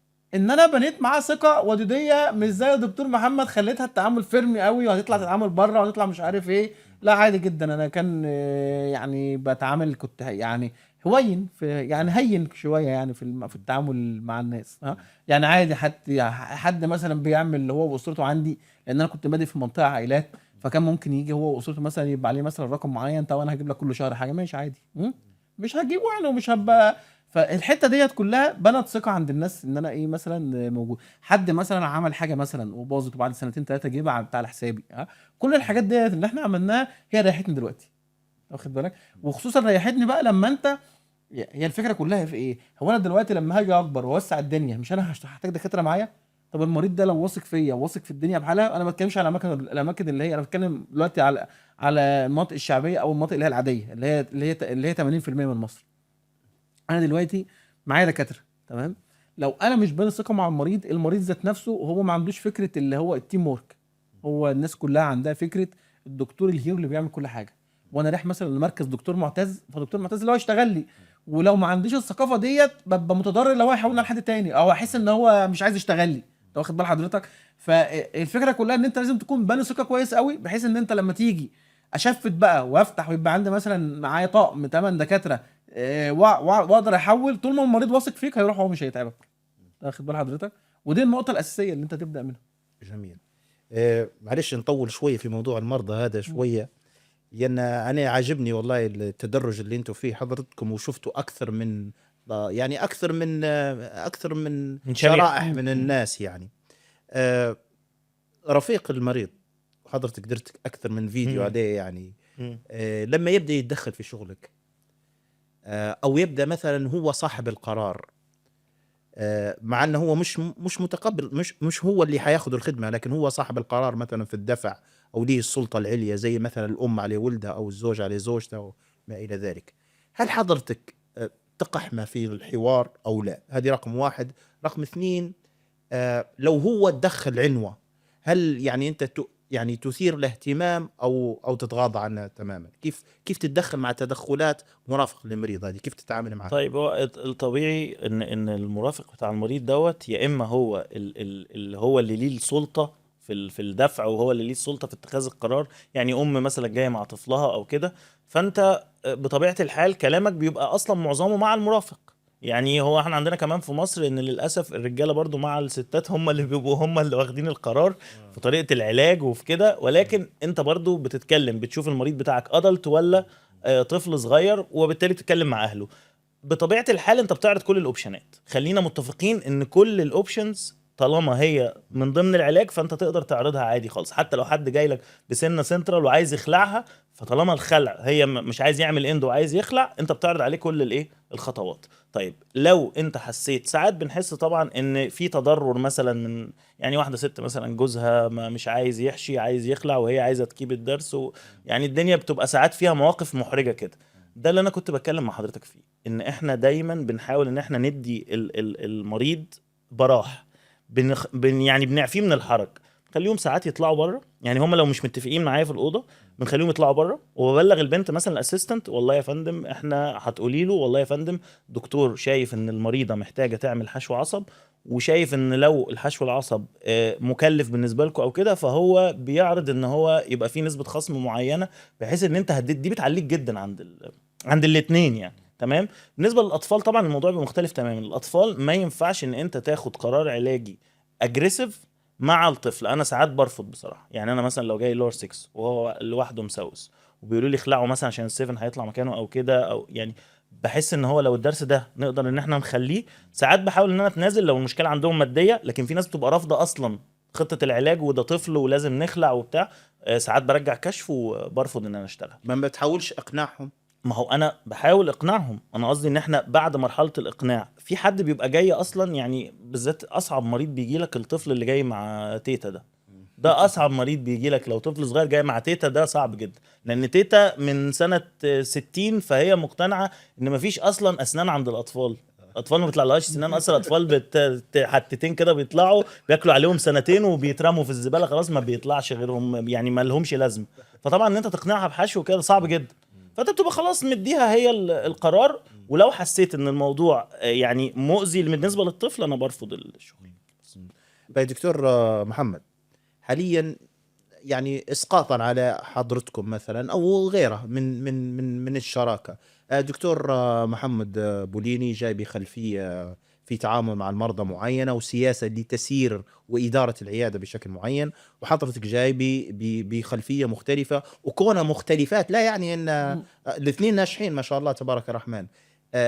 في الشراكه السيستم، شنو السيستم الموحد اللي حتختاروه؟ بمعنى العياده قديش فيها كرسي حاليا؟ مثلا 4 ما شاء الله. جبتوا 2 فريش جراد يشتغلوا معكم، حتقولوا لهم لازم التسعير حيكون مع العياده مع الريسبشن، ولا انت كلم الواحد؟ أنا يعني اداره العياده حتمشي كيف؟ في بروتوكول معين مثلا؟ مثلا؟ انا عايز اقول لك حاجه. انا لما قلت لك ان انا اللي هتفق مع المريض، تمام، ده انا بقول لك وانت بادئ. انا دلوقتي احنا معتمدين على مبدا دكتور بوليني مع الحالات اللي هي العاديه. انت بتيجي والريسبشن بيديك التسعير واحنا بنضمن. هو ده التعامل الاريح ليا. بس انا لما كنت بعقب عليه كنت بتكلم على حد لسه هيبدا، حد عايز يكسب مرضى، حد عاوز يعمل علاقات مع المريض، حد عاوز تبقى العلاقه وفيها ود شويه مع المريض، مش علاقه مريض ودكتور بس، بحيث ان انا ده يحقق لي انتشار كويس شويه. تمام. لكن انا في المركز مثلا عندي لا، اول الدكتور بيسعر، المريض بيعرف، تمام، بيخش يشتغل. طب كويس. هي مش اسطمبة يا دكتور معتز، هي مش اسطمبة. في عيان بيبقى مثلا بقاله معايا 15 سنة، من أول يوم فتحت العيادة كان بيجي لي في عيادة العياف ولسه معايا لحد دلوقتي. الراجل ده أصلا أنا اللي هتكلم معاه في سعر، ولا الأسيستنت هتتكلم معاه في سعر، ولا في ميعاد، وهيجي وهشتغل على طول. ولو معهوش حاجة يدفعها مش هتكلم معاه في فلوس. هو الموضوع هي مش قاعدة عامة، بس احنا بنتكلم إن أنت في ليفل معين بتشتغل فيه. خلينا بس نتكلم في الليفل بتاع دلوقتي كمان بشكل اكتر. يعني المريض لو انت اصلا اتكلمت معاه في سعر وقعدت تشرح وقعدت تبرر، هو ده هيخليه اصلا يقلل ثقته فيك. يعني انت لما بتخش سوبر ماركت كبير ولا بتاع، انت مش غير لما بتخش محل بقاله صغير. فانت مش خلي بالك برضه دكتور معتز، هو تكمله لكلام دكتور بوليني، انا ممكن اتقبل ده في حشو حاجه، لكن انت عندك مريض الامبلانت، من الحاجات الصعبه قوي ان انت تخلي السكرتير تتكلم معاه. صح. ليه؟ لان هو مش فاهم. فانا عايز مثلا بقول له انا عندي زرعه كذا وكذا وكذا وكذا، وبنقعد بقى مع بعض وكذا نوع وبتاع. طبعا. فانا لازم مثلا، طب هو بيقعد يسال طب ده بكام ليه، طب وده ايه وده ايه. فهي مثلا انا بتعامل مع مريض عامل ازاي وانا اقدر اعمل معاه. يعني انت كمريض مثلا هيشرح هياخد عمليه جراحيه، هو انا عايز افهمه الدنيا. يعني انا مثلا ممكن اقول له مثلا ان انا ممكن مثلا حد بيعمل مثلا ايبسكتوم او اي حاجه، ممكن اقول له ممكن اعملها بس كده، او ممكن احط بون جرافت وممبرين عشان خاطر احافظ مش عارف ده كله الحاجات. في حاجات الريسبشن مش هيقدر يوضحها للمريض، انت واخد بال حضرتك. فهي برضو ستيل مش حاجه ستاندرد زي ما الدكتور محمد قال اللي هي تمشي على الكل. لا، هي في حاجات تمشي فيها اللي هو مثلا الحاجات البسيطه تمام. لكن اي حاجه كبيره لا خالص. قلت ستاندرد كده. ايوه اديك في الانجليزي، ما هو ماسك لي في الانجليزي. بتضحك على الانجليزي بتاعي ليه؟ وانا اللي جايبه من ضمانهم في الارياف وعمال بيتريق عليا. دكتور معتز الدكتوره هبه كمان من ضمانهم بيتريق عليا. ما يتم بس بلديات وانا كمان متجوز من ضمانهم. خلي بالك انا محاصر يا دكتور معتز، بس عادي يلا هو بيعلق عليا عمال يقول لك اصل وين وبلاتو ها واصلا مش ايه يا عم في ايه ماشي. يعني انا مثلا كنت مثلا هو بس عشان بيشتغل. خلي بالك معايا ازاي؟ خلي بالك عشان هو بيشتغل حاجات كتير. واخد بالك معايا ازاي؟ لو جاي يتفق في فول ارشات مش عارف ايه هتقابل مع مريض، حد مريض جاي يدفع بالك فلوس هتديله الريسبشن. ممكن نديله يا عم انا قاعد معاك النهارده نتفق. حد يا دكتور معتز حد جاي يشتري CBCT مش انت هتقابله؟ طبعا. ايوه تشرح طبعا. له ولا تخلي حد من والله الناس اللي والله بتبيع انا معاه. معترض على ده خالص. بس انا معترض على لا تعليمه. خلي بالك يا دكتور معتز لما انا اديت جامد قال لك انا مش معترض. لا مش حس معترض. بخطأه. انا قلت في اول مره ان مع الحاجات الكبيره لا لازم انت تشرح للمريض. انت تتكلم في التفكير. طيب خلينا نستأنف بس يا شباب. ماشي ماشي انا اسف والله يا ولا يهمك. لا ولا يهمك. البس النضاره كده يا ما انا بس عايز منديل بس عشان انا دمعت كان جامد يعني. ها والله دمع. انبسطت الصراحه. بايه بستاندرد يعني كده. والله انبسطت حلوه ستاندرد بتضحكك. والله عجبتني قوي. دكتور محمد انا متابع صفحاتكم واكيد انت في عصر السوشيال ميديا عارف اهميتها للترويج. الدكتور سوالي ترويج الدكتور نفسه للمرضى متاع او بين الدكاتره لو عنده اغراض اخرى. يعني انا ملاحظ ان يعني معظم الكونتنت تاع حضرتك موجه للاطباء. هل تشوف فيه يعني هذا اثر ايجابا انه يجلب لك مرضى اكثر او لا؟ او انت عندك يعني تشانل ثانيه تروج بيها لعيادتك ولنفسك؟ السؤال ده حلو جدا. والسؤال ده من الحاجات اللي انا مثلا ممكن من 3-4 سنين كده كانت اجابتي عليه تبقى مختلفه بصراحه. بس بسؤال 3 سنين الاجابه والاجابه الحاليه. يعني انا بالفتره الاخيره انا شايف ان الفيديوهات الموجهه للاطباء بتجيب تفاعل مع المرضى اكتر بكتير ما انا كنت متخيل. ليه؟ اول حاجه كل عيله دلوقتي بقى فيها دكتور سنان. يعني اذا كان طالب بيدرس او دكتور متخرج بقى العدد كبير، فبقى في اكسبوجر اكتر على حته السنان وبيتكلموا في القعدات وبتاع. فان اسمك يتذكر في قعده عائليه مع دكتور سنان، والله الدكتور بوليني بيعمل فيديو، اصل الدكتور بوليني مش عارف بيقول لنا كذا، ديت بتدي ثقه كبيره جدا عند المريض. دي اول حاجه. تاني حاجه المريض لما يشوفك ان انت الناس شايفه ان انت معاك حاجه بتقدمها او عندك علم بتقدمه او بيتعلموا منك حاجه، فدي بتدي ثقه كبيره جدا جدا عند العيان اكتر بكتير من ان انت ترص كلام. يعني اصل معلش هو رص الفيديوهات اللي فيها رص كلام للعيانين ما يعني موجوده ومش يعني مش موجوده في السوق وعادي، وانا شايفها مش بياعه قوي بصراحه بلغه السوق. يعني انت تطلع للبيشنت ازاي نغسل سناننا الحاجات دي مش ايه. فانت بتبقى عايز حاجه انوفيتيف اكتر شويه. يعني هو اللي هيشوفك وانت بتدي معلومات للدكاتره زمايلك او الدكاتره الصغيرين هيبقى عنده ثقه كبيره فيك ان هو الراجل ده خلاص دي تبيع احسن. انا شايفها تبيع احسن. وفي فيديوهات برضو على فكره بتبقى موجهه للمرضى بس بشكل ساخر، هي ديت. لكن انا بصراحه ما حبيتش موضوع يعني جربت القصه بتاعت تعالوا نتعلم ازاي نغسل سناننا وتعالوا نتعلم مش عارف ايه، ما حسيتش نفسي فيها الصراحه خالص. ما جابتش وما حسيتهاش بصراحه. لان انت اصل انت هتبقى بتقول حاجه في مليون واحد غيرك بيقول. انا ايه راي حضرتك؟ هوضح بس. هو خلي بالك اليكس بوجر وانا ما علقتش عليه. والفيديو ده بس هو النضاره بتاعتي يعني عشان لابس نضاره ومش عارف ايه فده يديله عكس مقبوله ان هو يتكلم انجليزي ساعات. بص يا دكتور معتز التغيير كله اللي حصل سواء هنا او هنا لو انت بتعملهم صح في حصل تغيير في الوعي الجمعي. ازاي؟ يعني انا واحد من الناس كنت بعمل فيديوهات ساخره من زمان كان المرضى بتستهجنها ويقول لك ازاي دكتور يعمل كده. دلوقتي الوعي الجمعي اتغير ان ده حد بيجيب ريتش وحد مشهور فاسمع له واحترمه. هنا حصل تغيير كبير جدا بين ان انت تغيير سلوك المستهلك. سلوك مستهلك ان هو بدأ يبص للحد المشهور وبدأ هنا السوشيال ميديا اثرت بزياده عند الناس. بدأ يبص لك لا ده عامل شغل حلو على الفيس. ها غير ان هو كان زمان كان ممكن اسمع تهامس مرضى ايه اللي بيعمله على الفيس ده وايه الحاجات الفيديوهات دي؟ ده راجل دكتور. اللي هنا التغيير، تاثير السوشيال ميديا غير في العقليه بتاعت الناس، فده اثر عليك بمردود ايجابي. واخد بال حضرتك؟ جميل. يعني دلوقتي بدا الناس ما بتيجي تقول لك ايه يا دكتور انا متابع حضرتك وبضحك على فيديوهاتك كتير جدا، دي ما كانتش تحصل زمان.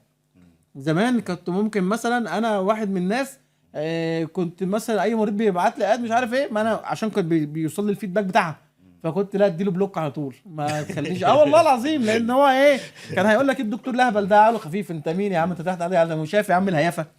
التغيير هنا تاثير السوشيال ميديا غير في الوعي بتاع الناس، حولك من واحد شايفك ان انت ايه اللي بتقلها ايه الهيافه اللي انت بتعملها ديت، لان انت حد مشهور ومش عارف ايه، فانا هسمع لك واجي اتعالج عندك وابقى فرحان ان انا بتعالج عندك، عنه ده بيعمل فيديوهات مش عارف ايه، ده واصل مش عارف كام. ده كله تغيير في سلوك الناس وفي عقليته. طب والله ممتاز.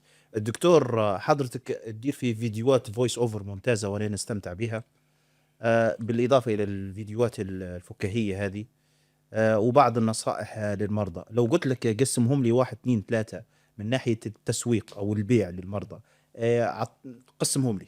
يعني انا شايف ان من اكتر الحاجات فعلا اللي عملت فيدباك كويس مع المرضى الفيديوهات اللي كنت بتكلم فيها على حالة بكل تفاصيلها، شرح، لان دي لقيت حتة كده عند كل مريض عنده حاجة مشابهة. فهو وبعدين انا كنت بحاول ان انا ابسط الكلام قوي، يعني لو حضرتك كنت بتتفرج، وده شرف ليا طبعا يا دكتور معتز، فالكلام هتلاقيه بسيط مش بلغة علمية. فالفيديوهات دي ما كانتش تعتبر موجهة للدكاترة بس، الفيديوهات دي كانت يعني حتى كان يعني في كذا فيديو منهم كان في ناس اصلا اصحابي مهندسين وبتاع كانوا بيعملوا لهم شير، انا كنت بستغرب. فبعد كده اتقال لي ان اللهجه كانت مبسطه، وان ده لا استحسان عند الناس لان هم عندهم حاجه مشابهه، هم عايزين يعرفوا دي بتتعمل ازاي. خلي بالك هو التكنيكاليتيز بتاعه الشغل بتاع الدكتور السنان بالذات كانت غامضه جدا، والتكنيكاليتيز كانت غامضه جدا في فتره بعيده، يعني لحد مثلا من 10 سنين فاتوا كان الموضوع غامض جدا. لما بدأنا نتجه لفكرة الميكروسكوبس والتصوير وكده، بدأ المريض يعرف ايه اللي بيتم جوه، بدأت الدنيا. فده ساعد شوية برضو من الحاجات اللي ساعد فيها الموضوع ده جدا، ان بقى يتعرف الكويس من الوحش. فبقى المريض جاي لك وعارف ان انت من الكومنتات بقى، يعني حتى لو هو مش فاهم هو شايف من الكومنتات الله ينور يا دكتور محمد، ما شاء الله يا دكتور محمد تسلم ايدك. لما تلاقي مثلا في 100 دكتور مقيمك ان انت الله ينور وتسلم ايدك وكده، المريض هيخش هو اشترى خلاص، عنده سنه زيها دكتور محمد، حجز هوب تعالى يلا نفذ، مفيش بقى افصال مفيش بتاع، هو خلاص بينفذ. الراجل ده متقيم من دكاتره ان هو بيقدم حاجه كويسه بس. ممتاز. دكتور محمد، عندي سؤالين ورا بعض لحضرتك، وحضرتك دائما تلمس في هذه النقطة جوهرية جدا جدا في فيديوهاتك، اللي هي الخلفية اللي جاي بها الدكتور. الخلفية اللي جاي بها الدكتور، في دكتور كان مستريح ماديا بوليني. دكتور يا رب يزيد الجميع، دكتور بوليني ودكتور توكل والناس ما شاء الله، مصطفى سامي من مادي، مصطفى سامي، الدكتور ما شاء الله مستريحين ماديا. حتلقى عندهم نظرة مختلفة عن دكتور مثلا نشأته المادية يعني نظرته للأجهزة، لتجهيز العيادة، للتسعير، لكذا. هل تعتقد أن البيئة اللي طالع منها الدكتور فعلا تأثر بشكل مباشر على إدارته للعيادة، سواء كان من ناحية التسعير، شراءه للأجهزة، اختياره للمرضى، أو ما تأثرش، هو حيندمج هيك ولا هيك، سواء كانت خلفيته يعني كان دكتور غني أو كان دكتور عادي؟ بتغير بنسبة 100%. 100%. ما اختلفناش ان انا لو عندي حاجة تسند عليها، ومثلا لو معايا مصاريفي ومعايا حد هتسند عليه، لو انا مش عارف ادفع ايجار هبدأ اتعامل، هنزل في الشغل بطريقة معينة، تمام. والفرق بين ان انا مش عارف انا هجيبهم منين، هنا طريقة التعامل بتختلف 100%. ما انا عشان كده كنت بتكلم، وده اختلاف مع دكتور بوليني. ليه؟ لان انا جاي من حتة هو ما عاشهاش، وانت مهما شرحت له مش هيحسها، تمام.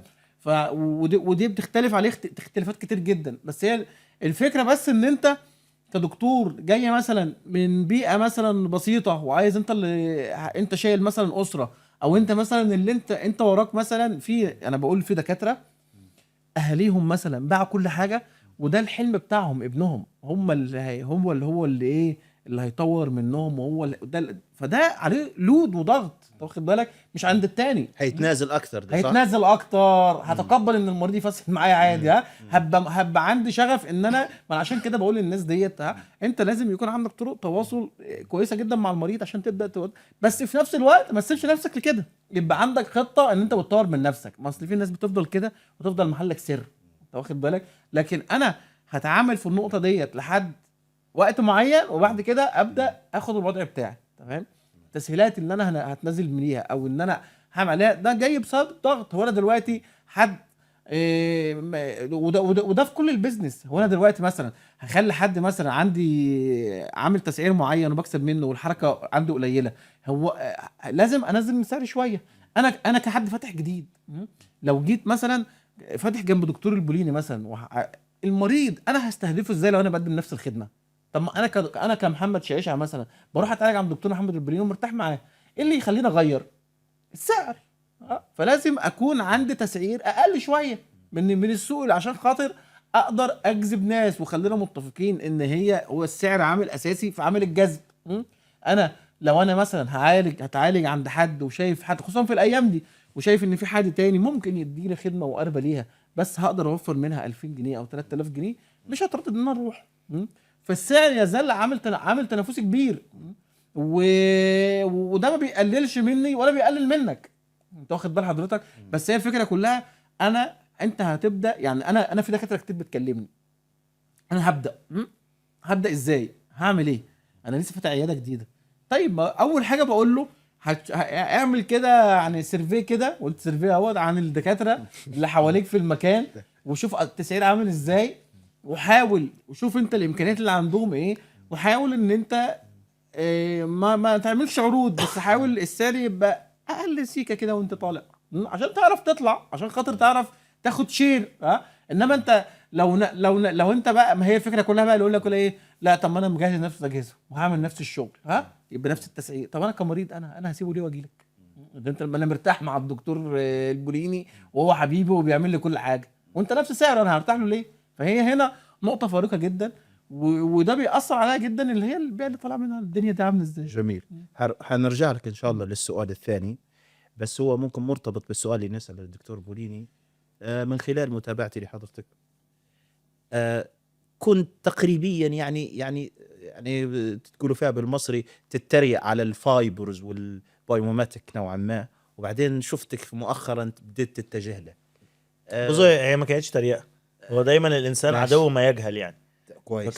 كان الواحد مش فاهم ايه الدنيا دي اللي بتحصل، ودايما اي حاجه بتطلع ترند في شغلنا بالذات، دايما حاول ان انت برضو يعني بنحاول والله نفترض حسن النيه، ولكن انا شفت حاجات كتيره جدا في شغلنا طلعت ترند عشان تسويق بس، اغراض تسويقيه بحته يعني. هنجي فالنقطه بصراحه كانت في الاول احنا طول عمرنا شغالين عادي شغل كونفنشنال، والدنيا كانت ماشيه وكانت كويسه، بنحط الشغل العادي الطبيعي يعني، وبنحط فايبر بوست والدنيا جميله. وبعدين فعلا الواحد بدا يبص على حتت معينه كان بيحصل فيها فيلير، فبدا يلاقي حلول للفيليرز ديت في الايه في القصه بتاعت البايوماتيك. فمش عيب ان الواحد عادي كان في حاجه هو بيجهلها في فتره من الفترات، وبعد كده بقى شايف ان الحاجه دي فعلا مناسبه للوقت الحالي، وهي ما فيهاش لعبه تسويقيه بشكل كبير يعني، لا هي فعلا حاجه مفيده وحاجه بتحط مصلحه العيان في المقام الاول، وبتطورك انت كدكتور ان انت بيبقى عندك حلول مش موجوده عند شريحه كبيره لحد ما الموضوع ينتشر يعني. كويس. تقريبا نفس السؤال يا دكتور محمد، شايفك اكثر من مره تتكلم على الموضوع هذا، يعني زمان اللي لما كان شغل كونفنشنال او تقليدي، يعني كلمه ممكن حضرتك عرجت على كراون كان 10 سنين او 12 سنه او شورت او سيلفر كون او كذا. في واحد زميلي الدكتور الصيد ربي يذكره بالخير قال لي السكسس ريت بتاع الاندو من ايامات السيلفر كون هو 96% لحد الان، مع الميكروسكوب والام بي 2 اللي طلعت والسي بي سي تي، وهو 96%. شنو فايدة التولز الجديدة والأجهزة الجديدة وحضرتك أنت تحارب فيها نوعا ما، مع أنك أنت تستخدم فيها؟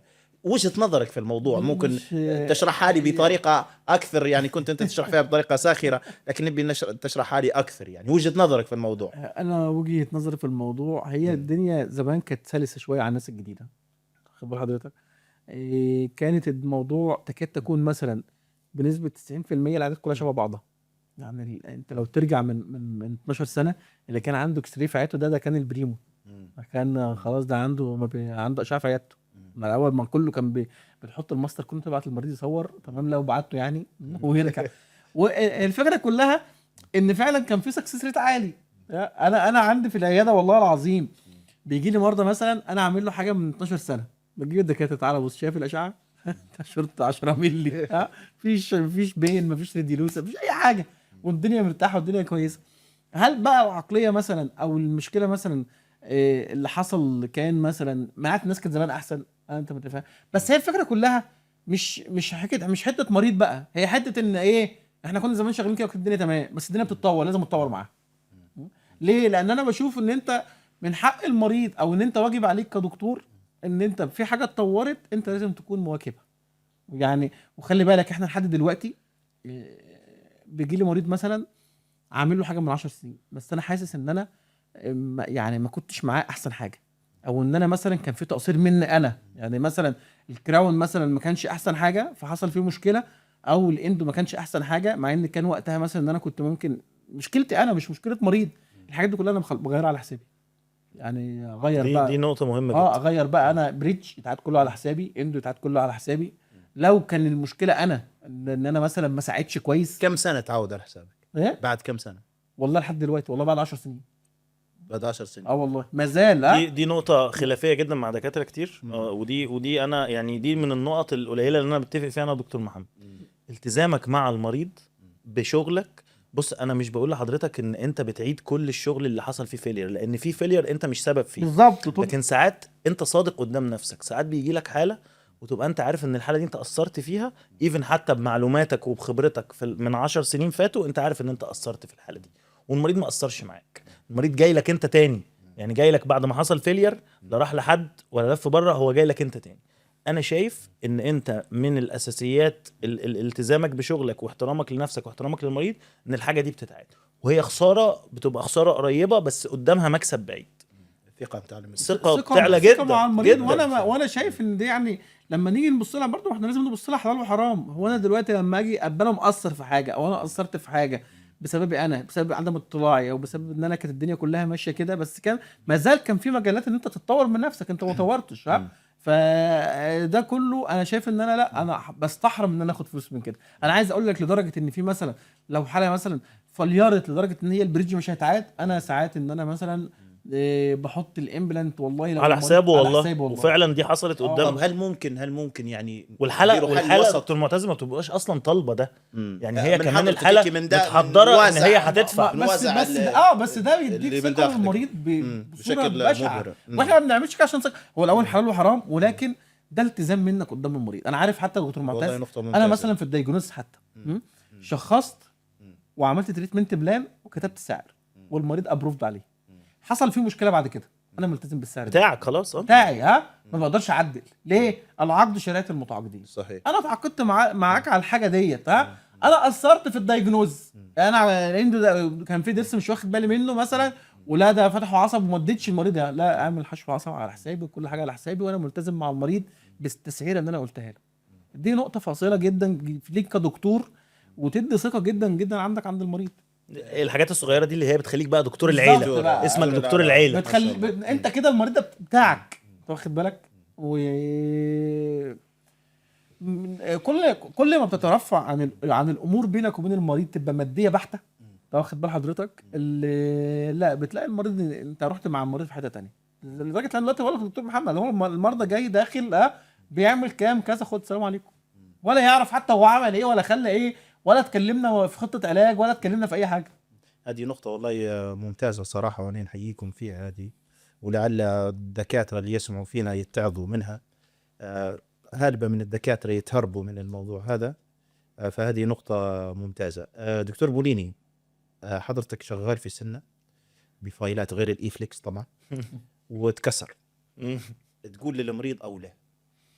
موضوع شائك جدا، ده سؤال شائك جدا جدا. انت توقعني كده والناس لو شافت الموضوع ده بقطعها بقى دي كده. انا بص، هو الموضوع يعني في ليفل، هو يعني الموضوع بيعتمد على ليفل المريض اللي قدامك. يعني انت لو شغال دكتور سنان وفي فايل اتكسر منك، بطبيعه الحال هو اصلا كده كده هو الراجل خد باله، تك التك التك، خد باله من البصه، خلاص هي بانت خلاص. وبعدين هو الفايل لما بيتكسر هو يعني بيبقى فيه رد فعل كده من كل الناس، في حاله صمت، وانت بتبدا تتعصب، فالدنيا بتبان. يعني لو المريض دوت عنده قدر من المعرفه بالاجراء اللي بيحصل، وان اصلا في حاجه اسمها، ما هو خلي بالك المرضى برضو بقوا اول ما قبل ما بيروح دكتور السنان هو شات جي بي تي، تيك توك، كل حاجه هو شايف فيديوز وعارف الكومبليكيشنز اللي ممكن تحصل. فهو جاي هو ودنه شغاله، وانت بتبقى شغال بالميكروسكوب، فالمريض شايف اصلا الشغل، والمرافق اللي معاه شايف الشغل اللي بيتعمل. فهو في نسبه كبيره من الحالات بيتعرف ان في فايل اتكسر. لو الموضوع يعني نفترض مثلا ان هي ام بي 2 والفايل اتكسر فيها، والام بي 1 سالكه، وهما الاثنين خلاص فاتحين مع بعض، يعني ده من الحاجات اللي يسع المريض جهلها، عادي جدا، يعني مش هتعمل مشكله. وخلي بالك احنا نرجع للنقطه اللي اتكلمنا فيها من دقيقه بالظبط، التزامك تجاه المريض هو الفكره. يعني انت لو شايف ان الفايل ده الكنال فايتال، وانت كنت نظفت وجيت مثلا بتحسوك بفايل 35 ولا حاجه وراح مكسور منك، العلم اصلا بيقول لك ان انت ايه، بتكمل خلاص، بتعتبره جزء من الاوبتريشن بتاعك وبتكمل عليه. تمام، طيب انت بتكمل عليه وبتفولو اب، هل انت في المرحله ديت لازم تقول للمريض؟ انا شايف ان في مرضى ممكن ما يتقبلوش ده، بالذات المريض اللي هو اصلا مش فاهم يعني ايه موضوع ان فايل كسر، وفي حين ان الدرس ممكن يقعد بالفايل ده 10 سنين ما يحصلش فيه مشكله. وبرضو انا ببقى عامل عندي في العياده دايما فايلات كده حاططها في ملف لوحدها على جنب، وببقى عامل نوت على السيستم ان المريض دوت عنده مشكله. فبنحاول ان احنا قدر الامكان في العياده نعمله فولو اب كل 6 شهور. وطبعا المريض لما يبقى متعود ان انت بتعمل له فولو اب فمش هيحس ان في مشكله، احنا كده كده كل المرضى بنعمل لهم فولو اب. بس انا دولت الفايل المعين دوت بالاسامي المعينه دي ببقى قايل للاسيستنت والله دولت بالذات ركزي لي على الفولو اب بتاعهم. ولو في فرصه ان انا اجيبه مثلا اقول له ريكول مثلا، نعمل له نغريه مثلا بتنظيف جير مثلا مجاني مثلا ولا حاجه، ونتشيك على الدرس وناخد اكس راي، بحيث ان انت دايما بتسبق ان المشكله ما يجيلكش هو بيها. انت بتلاحظ حصل راديولوسنسي، والله احنا هنتدخل هنا ساعتها. بقى لو انا هقدر اشيل الفايل ده بحاول ان انا اشيله والدنيا بتمشي. لو انا عارف من الاول ان هو مش هيتشال خلاص، بعرض على المريض بقى الاوبشنز التانية. وزي ما قلت لك لو الموضوع غلطه مني وهو خلاص يعني ساعات المريض بيتحرك الفايل بيتكسر، هو خلاص بقى حاسس ان هو شايل جزء من المسؤوليه. لكن لو الموضوع توتالي غلطتي، لا خلاص بشيلها، حتى لو هنخلع الدرس وهنعمل امبلانت بشيل انا تكلفه الامبلانت. هو كسرة الفايل بالضرورة يكون غلط؟ عند الناس انا جاي لك بصلح حاجه، انت ضفت لي مشكله على المشكله اللي انا كنت جاي بيها. من منطق العيان وبعدين احنا مش في امريكا، مش بنمضي كونسنت.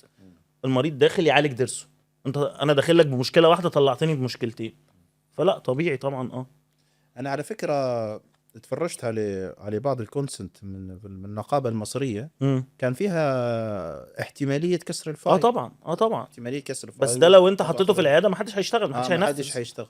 فعلا لو كل دواء جبت السايد افكت بالظبط، ما حدش هياخد ادويه. ده فعلا. فخلينا نبقى يعني شايفين، وممكن دكتور محمد برضه يوافق او يختلف في النقطه ديت، بس لما بيحصل فيلير او بيحصل مشكله زي كسر الفايل ديت، وفي حاجات كتير شبهها احنا بنعتبرها من الكومبليكيشنز المتوقعه، لكن عند العيان لا طبعا لا.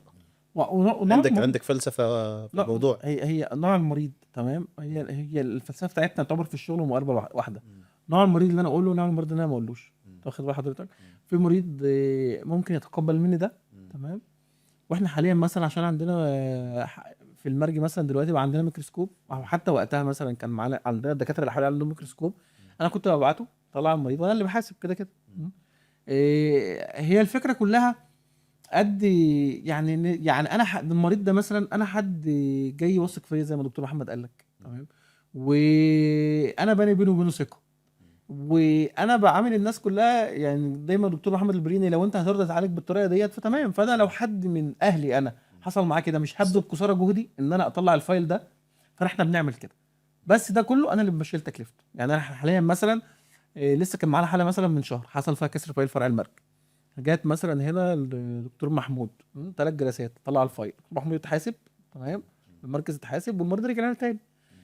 التزامك تجاه المريض نقطه اساسيه جدا جدا جدا، اللي هي على اللونج تيرم يخلي المريض واثق فيك جدا ويخليك انت رقم واحد بالنسبه له. لو فرضنا ان المريض هذا حضرتك واثق فيك وقررت انت بتقول له، هل في ريسبي معينه، مش يعني هل في كلمات معينه بتقولها بها الطريقه ولا اعتياديه ارتجاليه؟ لا ولا احنا ممكن دي حساسه، الناس الصغيرين آه يسمعوا فيها. انا في الغالب بقول ان كان في مشكله مثلا في القنوات كانت ضيقه شويه، في مثلا في حته من الفايل اتكسرت، هنتابع بس مع دكتور يا اما يعدي الفايل يا اما يعمله وبس. ودي وده والناس، ما هي الفكره كلها دكتور معتز، طول ما الناس واثقه فيك تمام الناس بتمشي معاك تحت اي حاجه وهتتقبل لك اي حاجه. ما هو المشكله مرات الثقه تتهز بعد كذا يعني. ما هي حتى الثقه درجات. الطريقه دكتور معتز طريقه تفرق جدا.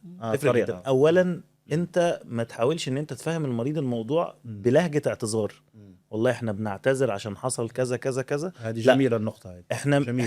احنا كنا بنعمل شغلنا بما يرضي الله وحصل كومبليكيشن احنا ملناش يد فيه وبيحصل وعادي ووارد جدا، واحنا ملتزمين بحل الايه المشكله دي. وهنا نقطه يا دكتور معتز برضو، في نقطه ما دام اتكلمنا على الكومبليكيشن، في كل الكومبليكيشن ما ينفعش انت تسيب المريض اللي هو اللي يفعل، ما تبقاش انت رد فعل. بالظبط، لازم انت تبقى انت الفعل. المبادره معاك. احكي لك موقف. انا من 5 سنين دكتور الاطفال شغال، الطفل بلع فايل وانا كنتش في القاهره اصلا، بيكلمني ده طفل عندي بلع فايل، الدنيا تمام، اهله طيب ما تسيبش اهله ان هم يدوروا. لا انا في ثانيه كنت مكلم مركز اشعه، معلش كلمت والد الطفل قلت له احنا هنحتاج نطمن تمام، هتروح تعمل اشعه. عملنا اشعه على البطن، حددنا مكان الفايل في ثانيه. كنا كلمنا دكتور مناظير، المستشفى اتحجزت، كلمت والده برضو، والناس كانت حابه يعني، قلت له احنا عايزين نرتاح، هو كده كده هينزل بس احنا عايزين نطمن ان ما فيش مشكله. في ثانيه الكلام ده كان حصل مثلا العصر، خلاص بعد المغرب كان الطفل خلاص بيتحضر، دخل غرفه مناظير، شلنا الفايل تمام، خلاص الموضوع انتهى. انا ارتحت والمريض ارتاح، المريض حس ان انا مقدره تمام. وفي نفس الوقت انا هي النقطه الفاصله، انا ده لو ابني اللي بلع فايل، هل انا هسيبه ولا برضه هبقى مطمن؟ فهي والفكره كلها هنا ان انا ما سبتش المريض ان بقى هو الفعل، لا انا بقيت الفعل والمريض هو رد الفعل. ليه؟ لان انا لو سبت المريض كده لنفسه، اكيد هو كل الناس بتخاف على عيالها، هيروح يكشف كده المريض هيحس ان انا اهملته او ان انا سببت له مشكله وما حلتهاش، وهيبدا بقى الدنيا تعلى لو هو ما حسش منك اهتمام. لا ده انت عملت، ده انت خليت، ده انا جايين مش عارف ايه. الشوشره دي كلها مش حلوه لينا كدكاتره، لا انسانيا ولا من ناحيه الماركتنج. لازم انت تكون الفعل في حالات الكومبليكيشنز كلها، ما تستناش تقفل السايكل عليك. بالظبط كده، اقفل السايكل عليك، مش هيطلع بره. العيشه فعلا. الاهالي كانوا مقدرين ان انا اهتميت وان انا جيت من السفر وان انا حجزت وان انا خلصنا الموضوع. بالليل بقى انا مرتاح واهل المريض مرتاحين وكله مرتاح والدنيا بسيطه والدنيا خلاص خلصت. في واحد من الدكاتره حكى لي قصه يعني، قال جاء المريض انكسر الفايل، فالدكتور قال له شايف يا عم درسك كسر الادوات الجديده بتاعتي، بس يلا مش هحاسبك عليها. دي سياسه برضو ان انت بتحمل المريض الخطا. سياسه.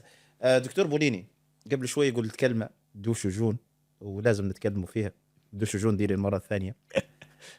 قلت يعني بما معنى هي مجرد تسويق او في حاجات تطلع ترندات مجرد تسويق، هل تشوف فيه التسويق الشركات يعني مبالغين فيه؟ بمعنى هل الشركات يسوقوننا في ادوات واجهزه احنا فعلا مش محتاجينها في العياده، او هم يبالغوا على مدى احتياجنا لها في العياده؟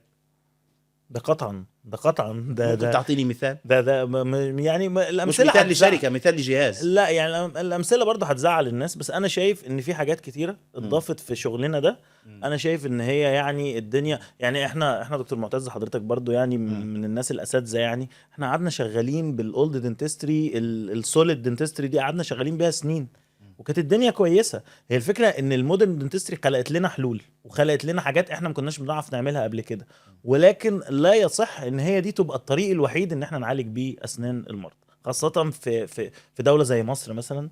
الناس بتعاني عشان تكمل الشهر، يعني شريحه كبيره من المصريين بيعانوا، والاسنان مش اولويه بالنسبه لهم. فعادي جدا ان انت ما تبقاش، يعني انا مش شايف ان انت لازم تبقى ملم بالتقنيات ويبقى عندك الاجهزه الحديثه دي كلها، في المقابل ان انت لازم تبقى متوافق مع تسعيرك. ما انت ما تجيش تعمل لي عياده باحدث اجهزه في الدنيا وانت تعمل حشو العصب مثلا ب 500 جنيه وهو ده اللي انت مش هتقدر تزود عنه. فما ينفعش. هي الفكره برضو ان في لعبه تسويقيه، ان لازم يبقى في كل فتره ابديتس، ولازم يبقى في كل فتره حاجات جديده. احنا عندنا طب الاسنان قعد 50 سنه ما بيظهرش في حاجه جديده، وكانت الدنيا عايشه والناس كانت جميله. بس هو ده على فكره ترند في كل مناحي الحياه. كل حاجة. العربيات زمان كان الموديل بيقعد بالخمس سنين بيبيع عادي مفيش مشكله. دلوقتي لا، اكثر. دلوقتي لا، هو لازم كل سنه ننزل شكل جديد والشكل القديم ده تروح عليه وهكذا. فهي بقت ثقافه استهلاكيه اكتر.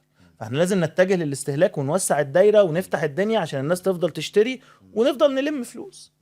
دي وجهه نظري يعني. دكتور محمد، عطفا على كلام دكتور بولين، لو قلت لك يعني بنخيرك بين اجهزه لها اولويه في العياده، ميكروسكوب ولا سكانر؟ بالنسبه لي انا سكانر. بالنسبه لمحمد، انا بالنسبه لي انا كنت برضو اتكلمت في فيديو قبل كده عن الموضوع ده. محدش يتكلم على اجهزه خالص في العياده قبل ما يكون عنده اوتوكلاف محترم. دي اول حاجه. تمام. تاني حاجه بالمقارنه بين محترم اللي هو الكلاس بي ده، الكلاس بي، كويس. يعقم الحاجات المجوفه ويعقم الهاند بيسز. تمام. دي اول نقطه. لان انا بستغرب جدا الناس تكلمني، انا اي حد بيكلمني بيسالني السؤال اللي حضرتك سالته ده، لان السؤال ده بيتسال كتير جدا. بيبقى حد مثلا مع مبلغ مبلغ دوت يكفي لشراء ميكروسكوب او لشراء سكانر. فبيجي يكلمني يقول لي دكتور محمد الوضع عندي في العياده كذا كذا. بقول له انت عندك كام هاند بيس في العياده وعندك اوتوكلاف نوعه ايه؟ لو الكلام ان هو الراجل دوت ما عندوش اوتوكلاف كويس في العياده، كلاس بي محترم، وما عندوش عدد هاند بيسز لكل مريض، لا استثمر في الحته دي الاول. لكن لو انت الدنيا عندك كامله والدنيا مظبوطه، انا شايف ان السكانر يعني بيبيع اكتر، تسويق اكتر. بس على اللونج تيرم الميكروسكوب يكسب. على اللونج تيرم على الناس اللونج تيرم لا، بتفهم ليه تعتقد قيمه السكانر الميكروسكوب بتبيع اكثر؟ لان السكانر اون سبوت. انت العيان بالذات لو عنده اكسبيرينس قبل كده في المقاس ابو عجينه، وانت دلوقتي بتقول له احنا خدنا المقاس، العيان بينبهر قوي، بينبهر قوي بالسكانر لو هو بالذات عنده اكسبيرينس قبل كده في موضوع الكراون. ثانيا السكانر بيجيب فلوسه من اول يوم. السكانر بيخلي لك ان انت وفرت المقاسات وخدت عدد حالات اكتر، لان رتم الشغل بقى اسرع. فالسكانر الميكروسكوب بيبطئ الشغل. الميكروسكوب عشان يبدا يجيب فلوس محتاج تعدي الليرنينج كيرف بتاعه كام شهر.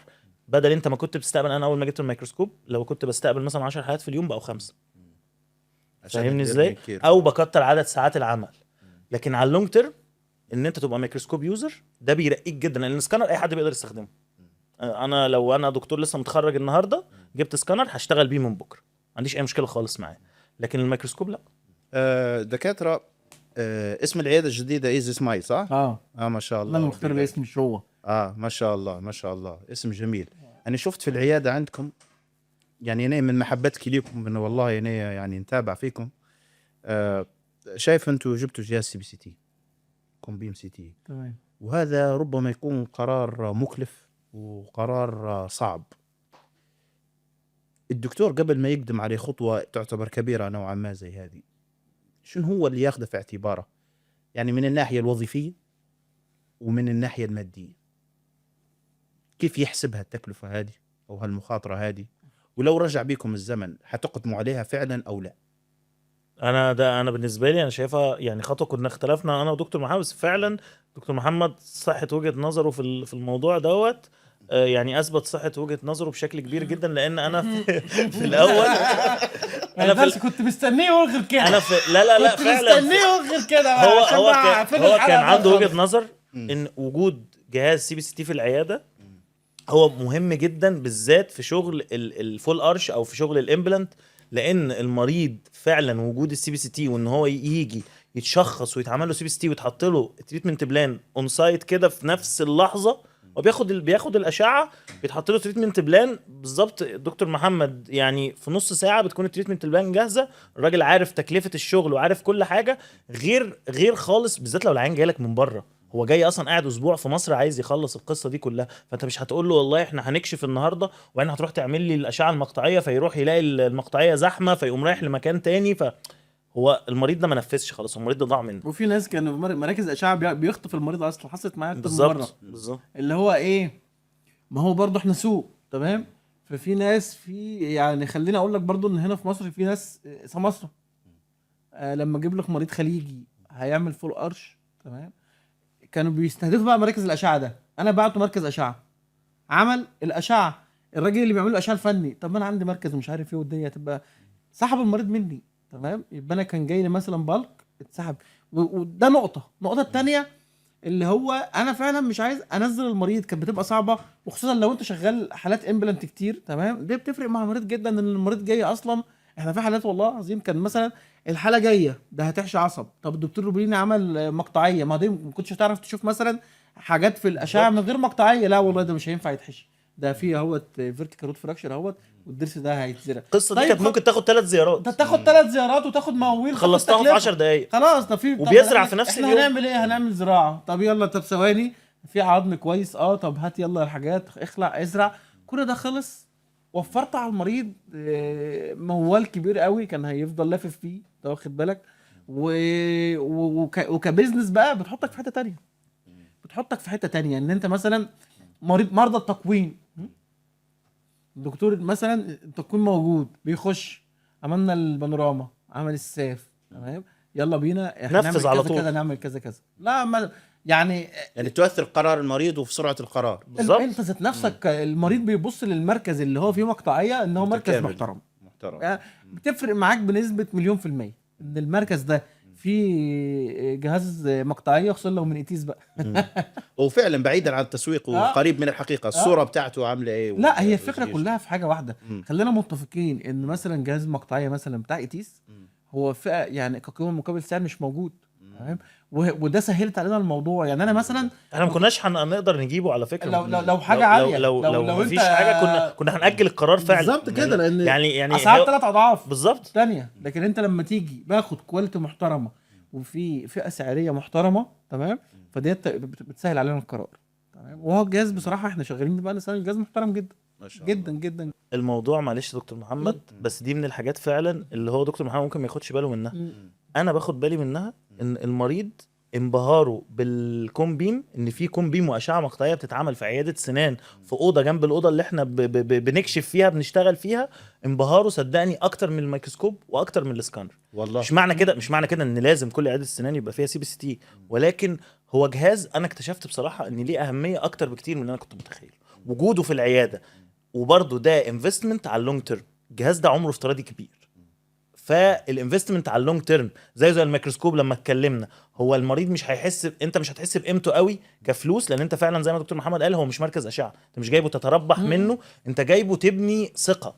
المريض لما بيخش يشوف المريض اللي قبله دخل عمل مقطعيه وطلع هوب دفع نفذ الدنيا تمام خلصت، اللي بعده بيتشجع، وهكذا. انت عندك حاجه هتبني كوميونتي، انت عندك حاجه اكسبشنال مش موجوده. يعني انا عايز اقول لك مثلا فرع المرج مثلا لسه كان عنده مريض هيحط قرش، يحط 6 زرعات، وبيتفقوا مش عارف ايه، قلت له يا عم هنعمل لك المقطعيه على حسابنا، هتروح فرع مدينه نص يعمل المقطعيه فيه ومش هياخد منك فلوس، هو نفذ. انا مش فارقه معايا ال 1000 جنيه بتاعت المقطعيه، بس انا كسبت حاله فول قرش. هي هنا النقطه، اصل في ناس بتجيبه يا دكتور معتز وتبص مثلا لا ده مش مستفاد منه، ده المرضى انا بعمل ببلاش البانوراما مش عارف ايه، لا انت عندك في حاجات كتير ما كانتش هتتنفذ لو ده مش موجود. صحيح، اتفق جدا. دكاتره، انا شفتكم في الفتره الاخيره تتعاملوا مع شركات، في بعض من الزملاء يشوف تعامل الطبيب مع الشركات يشوف فيه يعني شيء سلبي، حضرتكم كيف تشوفوا فيه؟ يعني انا شفت صورتك دكتور بوليني غادي في ايتيث معلق كو الصين في الصين هل تعتقد انه هو هذا اجراء طبيعي؟ طيب خلينا نتكلم الموضوع بشكل برجماتي، يعني بشكل المصلحه. تمام. طب الاسنان في مصر لم يكن ليصل لهذه، وفي الدول العربيه كلها لم يكن ليصل لهذه المرحله من غير الشركات. يعني احنا مدينين للشركات ديت، والكلام والله الكلام ده فعلا منطقي جدا. لما تيجي تحسبه هتلاقي ان انت اللي كنت بتجيب جهاز سي مثلا الايبكس ده ما كانش جهاز متوفر ان هو يبقى موجود في كل عياده. الجهاز اللي هو الايبكس الياباني المعروف ده ما كانش حد من الناس يقدر يجيبه. احنا ما بقاش عندنا ايبكس لوكيتورز في العياده غير لما بقى في ايبكس لوكيتور صيني، وبصراحه ايبكس اصلا اول واحد بدا القصه دي في مصر، وهو ده اللي فتح القصه. وفي اجهزه كتير صيني كويسه، الصين بقت هي الرائده في المجال، وهي اللي اتاحت لنا. انا من غير الاجهزه الصيني لا كنت هعرف اجيب ميكروسكوب، ولا كنت هعرف اجيب سكانر في عيادتي، ولا CBC وغيري كتير، ولا CBCT. وانا لسه كنت بقول لحضرتك احنا كنا هنأجل الCBCT لانه ما كانش فيه خيار متاح. فاحنا مدينين للشركات دي. اللي بيحصل ان انت ساعات كدكتور الشركه ديت بتبقى محتاجه منك فيجن معينه في جهاز مثلا او في حاجه، انت بتقول رايك بمنتهى الصراحه. وعلى فكره في يعني حتى حتى المصداقيه. يعني انا في شركات كتيره بحبهم وبيحبوني وكل حاجه، بس بيبعتوا لي اجهزه بقول لهم يا جماعه والله الجهاز ده انا مش مناسب معايا. يعني انا الجهاز ده انا شايفه ان هو مش مناسب او مش هيبقى متارجت شريحه كبيره من الدكاتره اللي في السوق. بس فالموضوع هو برضو وين وين سيتويشن. انت الشركه ديت بتنزل منتج ذو قيمه، وانت لو المنتج دوت عجبك انت بتبقى يعني بتقول للناس والله يا جماعه انا جربت المنتج دوت والمنتج ده كويس. بس وفي الاول وفي الاخر برضو الدكتور مش الدكتور واعي بالقدر الكافي وعارف ايه الجهاز اللي ممكن يفيده وايه الجهاز اللي مش ممكن يفيده. اصل ساعات انا ببقى شايف جهاز، يعني احنا دلوقتي اتكلمنا على CBCT، وانا متاكد ان الحته ديت لما هتتعرض هتلاقي ناس كتير جدا في الكومنتات يقول لك ده يعني احنا كل جهاز بقى وكل عياده لازم يبقى فيها CBCT. لا يا جماعه والله، بس كل واحد بص لمتطلباته ومتطلبات المرحله اللي هو فيها ومتطلبات العياده والليفل اللي هو بيشتغل عليه. انا اعتقد وجهه نظري كمسوق ان مع الوقت كل عياده حيكون فيها CBCT. انا شايف كده مثلا انا زي السنسور. لا زي خلال السنسور. خلال 4 آه. 5 سنين يعني هيبقى ده بالذات الستاندرد. هيبقى كل مره الستاندرد. التكنولوجيا حتبقى ارخص، اه حتكون كل عياده فيها بالظبط، CBCT. بالظبط. وعلى فكره في ليبيا عندنا، ممكن مش مشهور في مصر، في ليبيا في عيادات فيها 2 CBCT. ما شاء الله. والله في عيادات 2 CBCT. مم. لا ما شاء الله يعني تبارك هو التكنولوجي كده مم. بترخص. عشان كده حتى لما حد بيسالني بيقول لي انفست في اكويبمنت ولا في تكنولوجي، بقول له لا. يعني انت لو هتجيب مثلا، لو معاك فلوس وانت بالنسبه لك مش فارقه قوي، مش مرجح مثلا الميكروسكوب على السكانر، لا هات ميكروسكوب. الميكروسكوب سعره مش بيقل، لان هو انت بتدفع في عدسات وفلايت وبتاع، فما عندهمش بارير قوي ان هم يزودوا وينقصوا. لكن بمجرد ما الصين دخلت في السنسورز بقى في سنسور في كل عياده، دخلوا في الاكس رايز ممكن بقى أكتر في من اكس راي في سنسور كل كمان. عياده. بالظبط ما هو ده اللي احنا بنتكلم فيه، ان التكنولوجي ان شاء الله باذن الله، وده في مصلحه الشغل. ودي نقطه برضو احنا مدينين فيها للناس اللي يعني اللي بتطور دوت، والناس اللي بتجيب لنا الحاجات دي. دكتور محمد، في دكاتره ناجحين في عياداتهم وعندهم يعني خلينا نقول حتى مرتاحين ماديا، ولكن يتجهوا الى البيع. انا واحد منهم. لكن انا في مقام سؤال للطرف المقابل اللي يشوف فيه ان انت دكتور قريت 4 سنين 5 سنين، كيف انت تبيع؟ يعني يشوف فيها كأنها يعني نوع من يعني حاجة غير لائقة. هل انت توافق على هذا الرأي، او ان البيع هذه مهنة عادية جدا وبالعكس ان انا ببيع في الفتره الحاليه. انت بتبيع؟ انا اصلا انا لمست النقطه ديت. ماشي يعني لمستها؟ طبعا لان تمام. احنا في TDS جايبين DXL وانا البراند مانجر زي ما هي مش هتكت، زي ما هي البراند مانجر بتاع DXL امبلانت TDS. تمام. فاول احتكاك ليا كان في الايدكس اللي فات ده، كويس. انا اللي كنت واقف في البوث وانا اللي ببيع. كان في سؤال، طب ليه ما انت راجل عندك مركزين ومش عارف ايه، انت نازل تعمل ايه اصلا؟ ده فعلا. ده في ناس كانت بتقول ايه، هو ساب الاعداد واشتغل مع TDS. طب ليه؟ طيب ما كان الدنيا معاه مش ماشيه. ولكن انا بشوف يعني، طب انا بعد الايدكس اصلا انا لقيت نفسي في، يعني انا مبسوط بالحوار ده. انا مبسوط ان انا اقف اشرح وان انا اقف مثلا ابيع. خلينا متفقين ان التجاره حلوه، مش وحشه يعني. ولو انت عندك مقومات ان انت تشتغل فيها، طب ليه لا؟ يعني طول انا مؤمن ان انا في اي مجال انت فاهم فيه وهتقدر تأدي فيه، خش والتجربه حلوه. يعني ما تفضلش كده يعني ماسك في حته واحده، لان انت لو مش هتتطور هتفضل زي ما انت. يعني انا رؤيتي ممكن تكون مختلفه شويه، لان انا مريت بحاجات كتير جدا، من عياده هنا لهنا. انا على مدار مثلا 15 سنه انا نقلت كذا مكان، ولا طب انا هطلع على الناصيه، طب انا هاخد الدور الفوقاني، طب انا كان 2 يونت هخليهم 4، هخليهم مش عارف ايه. طول ما انت بتجرب حاجات كتير فعلا، يعني السعي اللي انت ملزم بيه وحاجه توفرت لك، ايه المشكله لما بيع؟ ما شاء الله ما شاء الله. حاجه هتضيف لك وهتديك، على فكره هتديك خبرات في التعامل مش هتجيبها من العياده. يعني هي خبرات مختلفه خالص عن كونك دكتور في العياده بتشخص وبتتعامل مع مريض. لا بقى انت نزلت فئه تانية مع دكاتره مثلا، وهتديك خبره في التعامل وتديك خبرات حياتيه مش هتلاقيها. وفي الاول والاخر برضو دكتور السنان احسن حد يبيع. انت اصلا كدكتور سنان انت مختلف جدا عن بقيه الدكاتره، لان انت بتبيع اصلا سيرفيس. يعني انت في العياده انت مش بتكتب علاج وبتمشي، انت بتبيع للعيان سيرفيس. فانت اكتر واحد ملم. دكتور السنان انا بشوف فيه ان هو واحد شغال سيلز وشغال دكتور بيعمل الحاجه التقنيه اللي بيعملها ديت، وكمان هو كمان دكتور نفسي بيفهم وسط العيان اللي قدامه بيفهم. فدكتور السنان انا شايف ان من الناس اللي ناجحه جدا حتى والله في مجالات، يعني في دكاتره كتير دكاتره سنان بيتجهوا لمجالات تانية وينجحوا فيها، ومجالات ليها علاقه بالبيع وليها علاقه بالسيلز، لان فعلا الشغلانه ديت بتنمي معاك مهارات تواصل مع المريض ومهارات تواصل مع الكاستمر بقى بشكل عام. بشكل عام. طب كويس. المجتمع اطباء الاسنان عندنا في مصر تقريبا احنا داخلين في 100,000 ممكن 113,000 113,000 دكتور ما شاء الله تبارك الرحمن.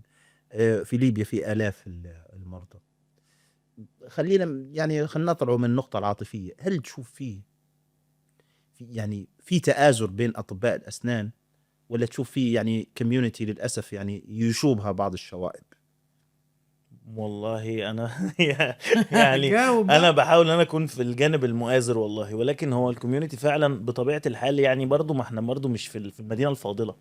احنا عايشين في المجتمع دوت كل شخص ليه تطلعاته وليه اماله وليه طموحاته وفي ضغائن وفي. فانت حاول بس ان انت تنقى بنفسك عن الصراعات دي قدر الامكان، تحاول ان انت تركز في شغلك وخلاص. انا بصراحه شايف ان الدنيا مع كتر الاعداد بقت طبعا في اساليب ما كناش بنشوفها زمان. لا مش مع كتر الاعداد، مع كتر مع التنافسيه سطوة الزياده السوشيال ميديا. بالظبط السوشيال ميديا واخد بالك هي اللي عملت الاحقاد شويه.